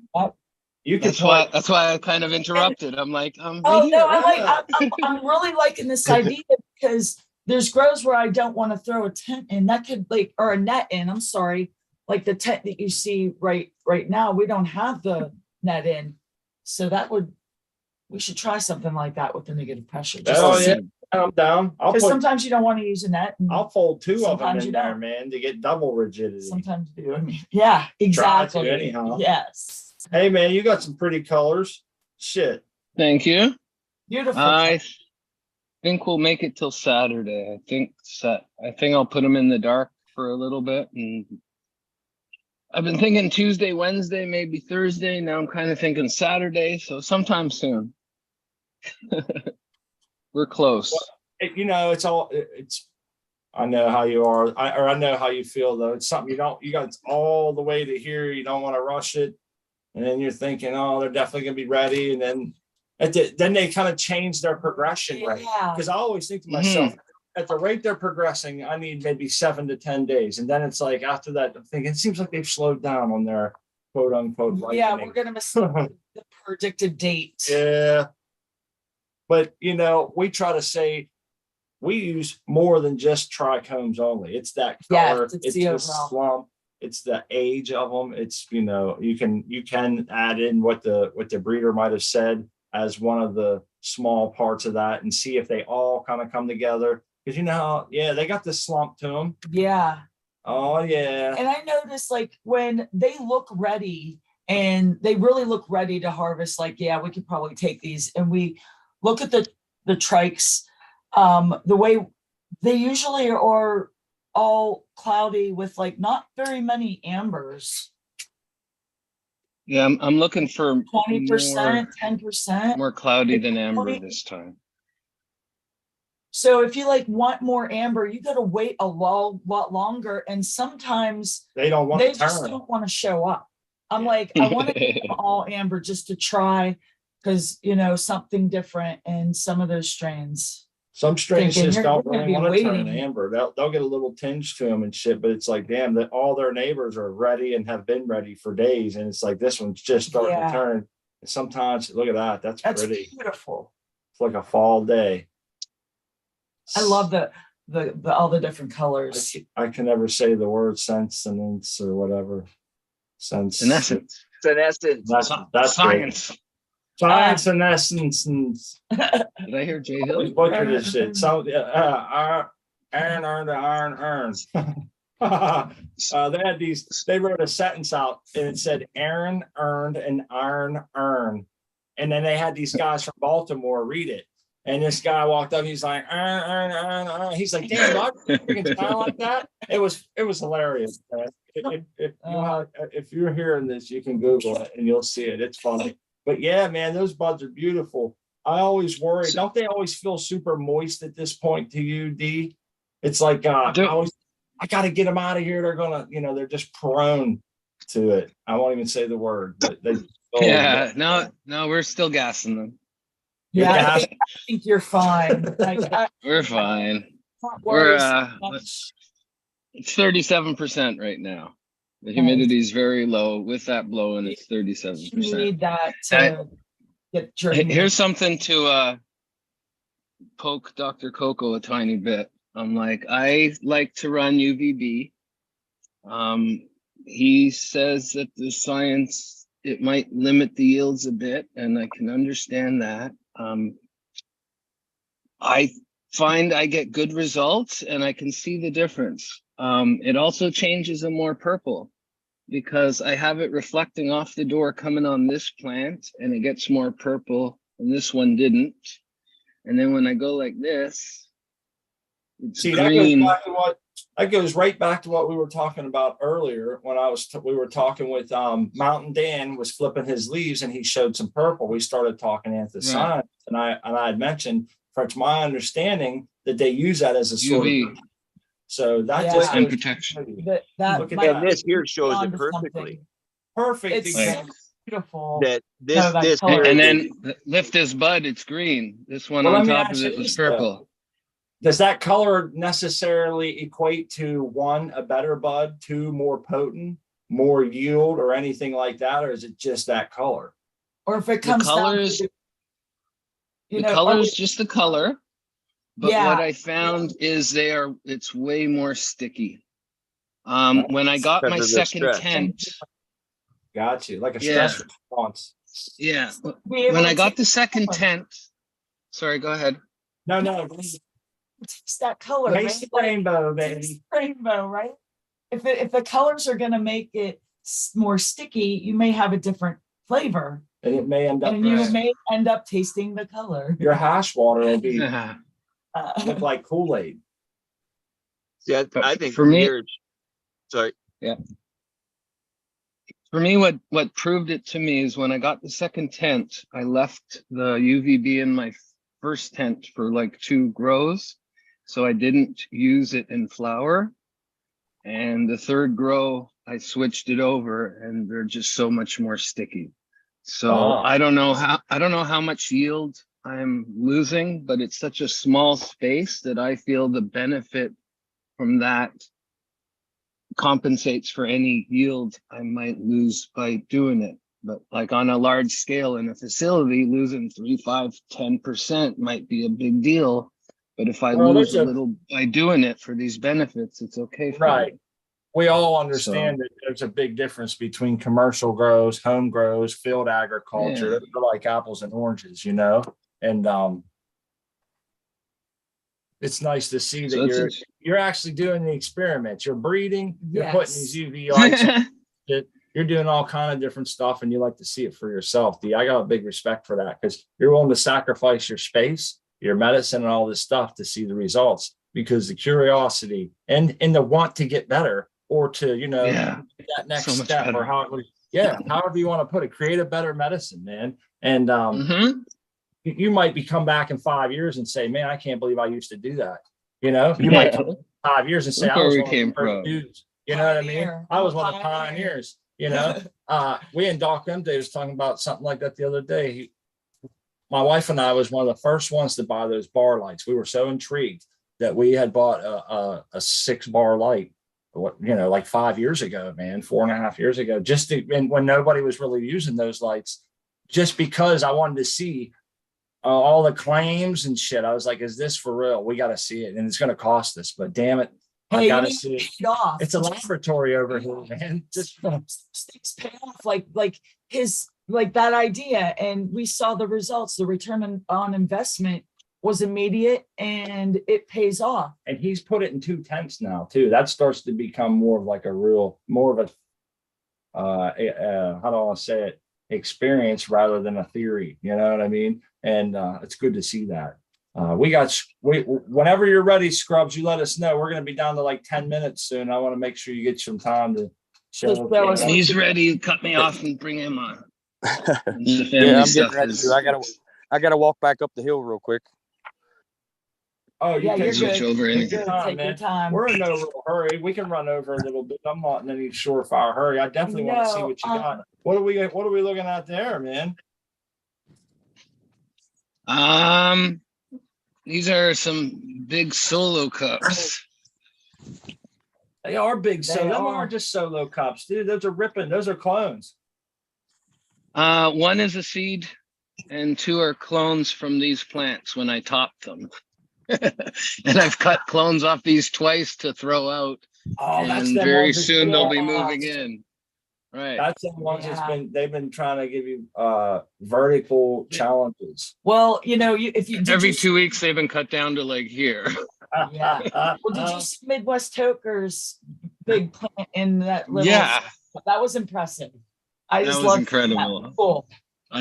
That was incredible. That Oh, was like a half gallon and is like 5 feet tall almost. 4.5. It was incredible. Yeah, I know Yeah. Midwest is really knocking it out. You could tell that, like I said, he's been doing it for a long time and has a Oh, great yeah. understanding of his grow at space and what it takes to be successful. And we all seem to get there eventually. Those look beautiful. Plants. They're busting Beautiful out in them plants, little. man. Look how bad they're gonna. So what's the going forward? What are we doing here? You're gonna run out of space again Well, real quick. yeah. So I'll try and update. I think they made a movie about my grow style, everything all at once, all the time. That's it. That's awesome. Hey man. So I'm gonna bring in the spring auto flower challenge, and I don't have any room, so I'm gonna do 2 auto flowers in these. My intent is from beginning to end. They are slightly bigger than a solo cup. These are the 3 gallons that I won from Cocoa for Cannabis, and I'm so impressed with them. I was thinking, because every other day I need to feed and water them now, they're getting so big. So I thought about flowering in these and doing frequent fertigation like cocoa style, because they might need every single day in flower. But then I was thinking smaller roots, smaller fruits. So thanks to my prize, I just ordered 2 7-gallon air pots. I'm going to flower them. So we'll see after these 7-gallon fabrics, we'll see what I do with these 7-gallon air pots. Because Awesome. I like them too much. I got to do it. I'm like, I like the me bigger too. roots. Have you had a And chance then, to assemble one of those air pots yet? At the end, that's your first grow in them, right? yeah, these will be my first that'll transplant into the 7s. They should arrive on Tuesday. Are you planning on reusing that soil? Oh yeah. You're gonna have to chop Yeah. it up with an axe, man. With an axe? It'll be like Oh no. it's like a big log. I don't have room for an axe. But, you know, you're gonna love those pots even more when you peel that off. How easy it is to clean all of the debris away, and you know you'll see your roots, and you'll be like, "Wow, I'm excited. Gonna go back. I'm excited." You know, I want to get some more of those air pots too in different sizes. They're pretty awesome. So here's what Hempujiji learned from Grow Boss and myself and everything that's really big on the training, is that the plant is fractal. So you just, with training, I'm still learning some of that stuff, but they like grab a whole thing and this is like a whole branch and you train it something. So Right. I don't have enough experience yet, but that's like a clue for my future training that I will learn to do more, and something with the practicality, or making up words here. That's a clue to help me go further. You'll find your niche, man. We're coming, scrubs. We'll be there in a minute. Yes, Oh, you're good, dog. I see those big plants. Hey, D, you'll find your route, man. Whatever it may be, you know. You can train them. Real quick, I'm gonna flower these, because I have new seeds that I have to start on top of the autoflower seeds. So everything all at once, all the time. So I'm gonna flower it. I might put 2 of these in 1 gallons, or I'll just do it in the solo cups. We'll see. Right. And then the autos, I think, will stay here, and I'll be starting more seeds. Okay, I'm done. Well, I'm excited to be watching you over there at Cocoa for Cannabis in the journals, and back here. I hope you let us be part of that and come show us your garden. Always my pleasure to come and hang out with you. Thank you. Thank you. Thank you. Cheers. What's up, scrubs? How's everything going, man? Good. I think I got a week. I got a week left on these.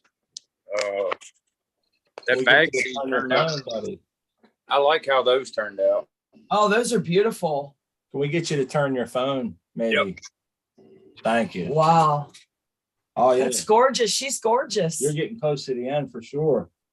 But this one, I told Tal earlier, man, the blueberry smell is unreal in that cross he did. Uh-oh. That's that time wreck blueberry. Oh, yeah. That is nice. I've heard a lot of good things about that. You're getting some great smell, huh? Oh, yeah. It's phenomenal. That's cool. He gets to see a lot of his strains on different Instagram posts and stuff, you know, and get of like feedback. of all the strain names, and you'll get into talking about some weird strain, it's like weird strain names. But the most like I have a list of like most intriguing names, and Time Wreck is one of them. Yeah. Think Different is another strain that I'm just the title alone is That's so cool. That's this one. This is another one of his. This is that OG. Was it OG Kush Kim Dog Blueberry? That Kim Dog has always had me intrigued. Yes. Yeah, that's a pretty popular. Chilling, you commented on it an hour ago. You were there a minute ago. What's that? Oh, sorry. No, what was you saying? I'm talking out loud to myself. Oh, that's all right. You're not the only one that does that, so I do that sometimes. No doubt. Yeah, that parlay, I'm letting it finish, but you can see it's full of seeds. They'll be squeezing out of there soon, man. You'll be finding them on the floor. Yeah. And that's that Elevate Genetics. Okay. I tried some of theirs just for shits and giggles. What's your take so far? Nice, quick growers, heavy feeders. Actually, they're not too bad. The only thing I saw out of them and their auto flowers were they were very slow starters. But other than that, I mean, they seem to have shaped up really good. I always figure the start is part of the vigor. That's kind of how you save money, time, nutrients, turnover rate, boom, boom, boom, get them up, get them going. So that's something that I definitely think. That's not throwing shade on anyone's seed, but it's something that I do note. Hey, I missed the 65-gallon pot, man. Oh yeah, we breezed right over it. How's it doing over there? Oh yeah, that's those bag seeds. Dueling banjos back there. But yeah, I told you the other week. You can see. Hold on, I'm looking. Yeah, the Time Wreck. Oh, that was the first one you went to. Okay, I'm sorry. Well, the one that was in that corner that hermed. Yeah, it got a good bit of it. You can see in the top of that one. Yep. Oh yeah. Son of a bitch. You'll be picking a few out, huh? Yeah. But yeah, that actually, I'm going to do one in it because this is the one I drilled all the holes around the side. So yeah. I'm going to grow one in it and try to fill this 4x4. It looks like you got your gnat population under control. Yeah. Well, I just switched that yesterday. Huh? But yeah, in a day. That's not bad. Couple in a day. Good deal, man. And then here's all this year's outdoor that I'm sorting through. I got some of Spartan's Snow Devil, the Project V, Jack's Velvet Punch, and then of course Amy. That's really awesome. Cheap home grown show style. Yeah, that's gonna be my outdoor this year. I'm gonna do an outdoor garden. Nice. But everything that we talked about the other day, I don't know, it's been a week or two, but everything that was pollinated is going back to veg. It took 6 weeks. So they were 4 weeks into flower, pollinated, and you can see seeds were forming. And I'm sending them back to veg just to see what happens. That is so cool. I love to see that. And how long it took. Thanks for sharing that.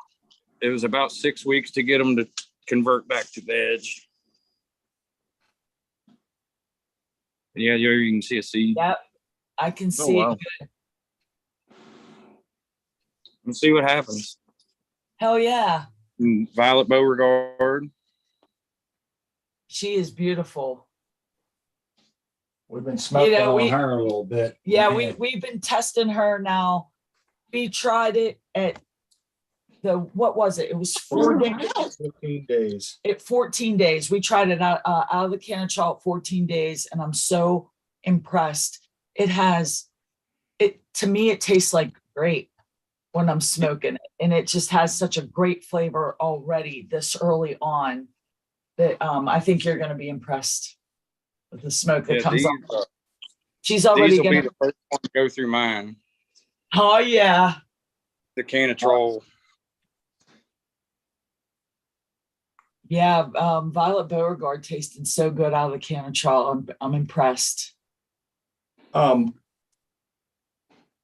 We've hit the 2:00 hour here. Yeah. I wanted to mention something here real quick. Thanks for sharing with us, Scrubs. Hey, how's everything else? How's young Violet doing? Oh, doing good, eating and growing. Oh, that's good. I'm glad to hear it, man. Yeah. Nothing like a healthy baby around to make you smile. Oh, yeah. Maybe. Yeah, she's fun. But oh, yeah. There's a lack of sleep at times, but that should be expected, right? Oh, yeah. Yeah. Awesome. Glad to hear everybody's happy and healthy, and the Canatrol's ready and everything's going well. And I wanted to say thanks to all of our guests today. I'm going to end up going a couple minutes over here. I wanted to say that tomorrow, Monday, April 3rd at 4 p.m. Pacific time, 7 Eastern time.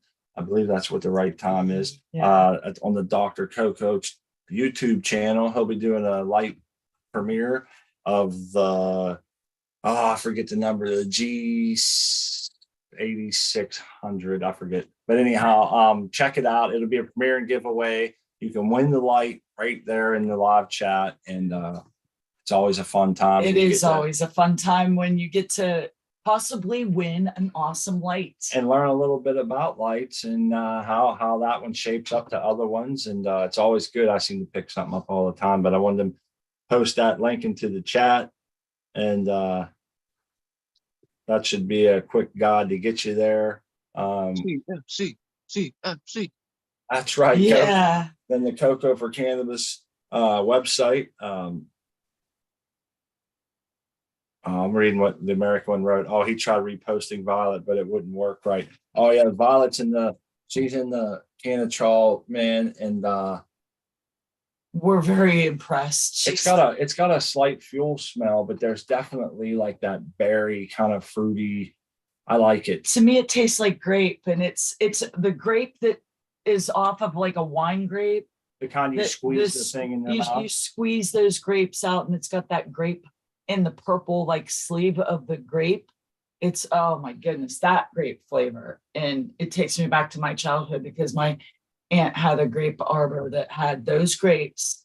And many times I may have made my stomach a little upset, but boy, those grapes are so good. I love them. Oh yeah. This tastes just like it. And she's well on her way to make my list of top 10 favorites. Those are the grapes. The flavor and the high and everything about her is freaking amazing. And she's got promising. She's one that she never lost smell from the time she was cut down all the way through the machine. Some of them do lose smell. Amazing, yeah. Some of them lose smell and come back, right. Really strong and just as good or different, better, whatever. But she never really lost her smell, and it just seemed like it was a pretty fun plant to grow. It's smoking well, and hell yeah. And I wanted to mention tomorrow is the Ask Dr. Coco show, and that begins at 8 Eastern Standard Time. I'm going to throw Dr. MJ Coco's Patreon link if you want to join up. It's an awesome way to get more educated about this flower and do deep dives. And it's such a cool forum. A personal setting with exactly. It's more personal and intimate atmosphere over there. I feel like it's a lot of one-on-one time, even though you're in a group. It's just he goes over a lot of cool stuff. So he usually has like PowerPoints and a lot of good science, and he's doing a grow along, or he's showing his grow there as he does it, and as he gets into the grow challenges with us, you get to see weekly updates there as his plants grow live, and it's pretty cool. But we want to tell everybody that came on the show today that we appreciate you coming on and sharing and taking us into your personal space and homes and gardens, showing us your successes, your failures, your what ifs, and all your different projects and everything that Your exciting experiments. Yeah, your cool little resolutions to issues like hangers in the corner of your plant. Yeah, we These learned are a all lot of good cool shit. things. It's what it's about.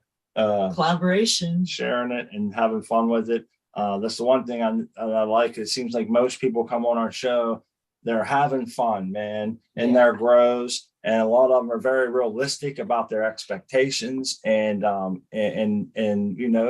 lot of people are like us. They do shit even though they're questioning it, and it's like I gotta see, man, and that's cool. I love That's that. what makes it fun. The enthusiasm to share and to be a part of the group and shit is pretty cool. I love Sundays and Wednesdays. It means a lot to me to have you guys as our friends. And this is very important time for me. So I appreciate everybody coming, showing up and sharing and just being cool. So with that being said, we can go around the horn and say about it.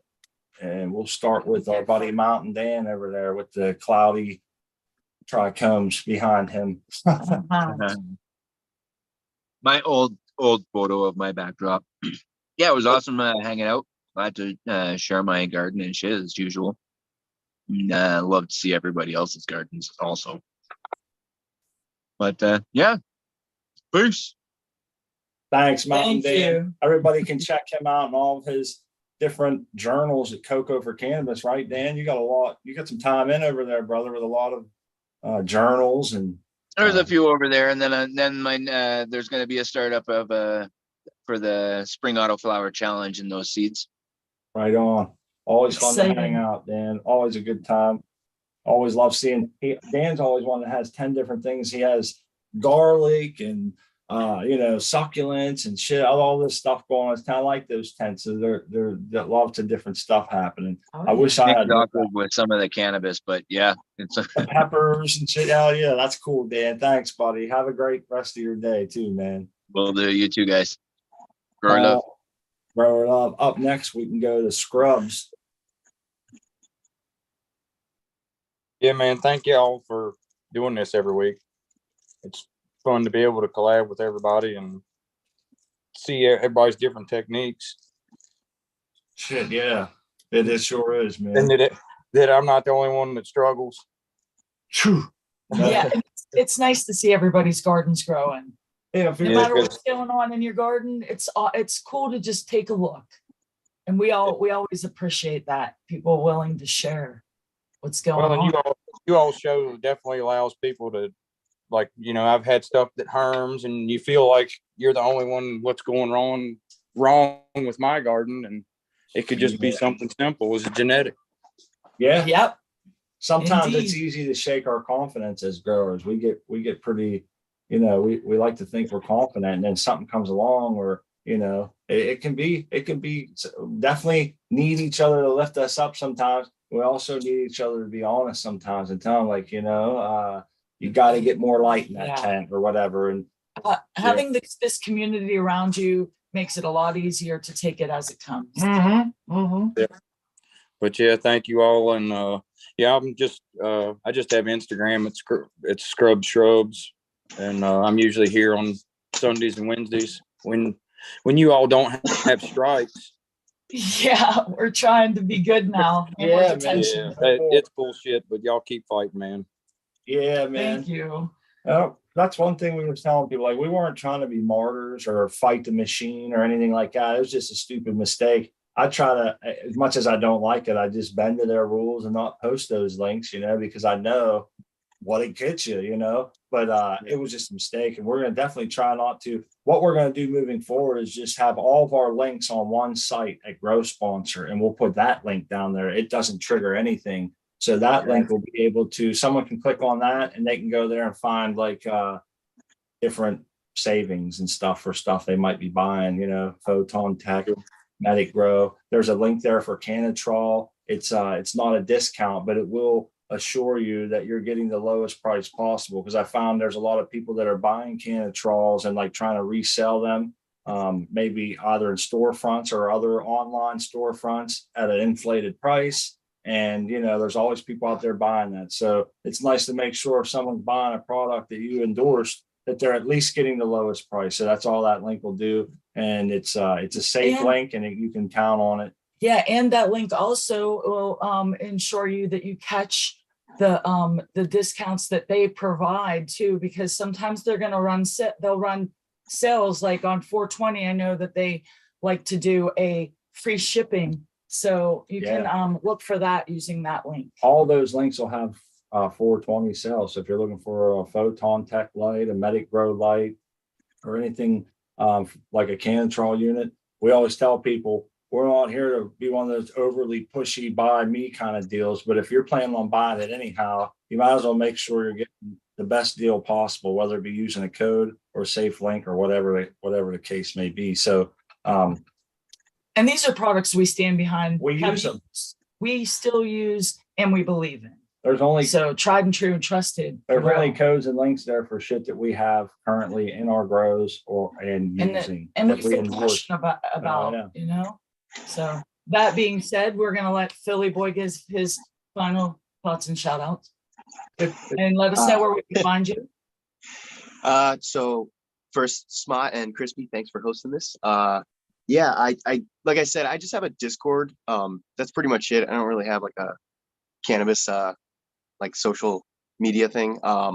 But no, just thanks for having everybody on. I love looking at the gardens. This is awesome experience. I love like getting more knowledge every time I come on here. But yeah, that's all I got. Awesome, Philly Boy. We really appreciate you showing off your garden and being a part of this and seeing you around the community. Right on. Awesome. And I'm Crispy Wannabe. You can find me here every Sunday and Wednesday. You can find me over at Coco for Cannabis on YouTube and Instagram. And I want to thank everybody for hanging out with us today, and hope you come back on Wednesday. And I want to thank Smot, always bringing us a fun time and, you know, making sure that we have everything up and running and doing this show. He keeps this show going, and I love you for it. This is awesome, creating a safe place, I feel, for showing off the gardens. Thank you. And more love to everybody. See you.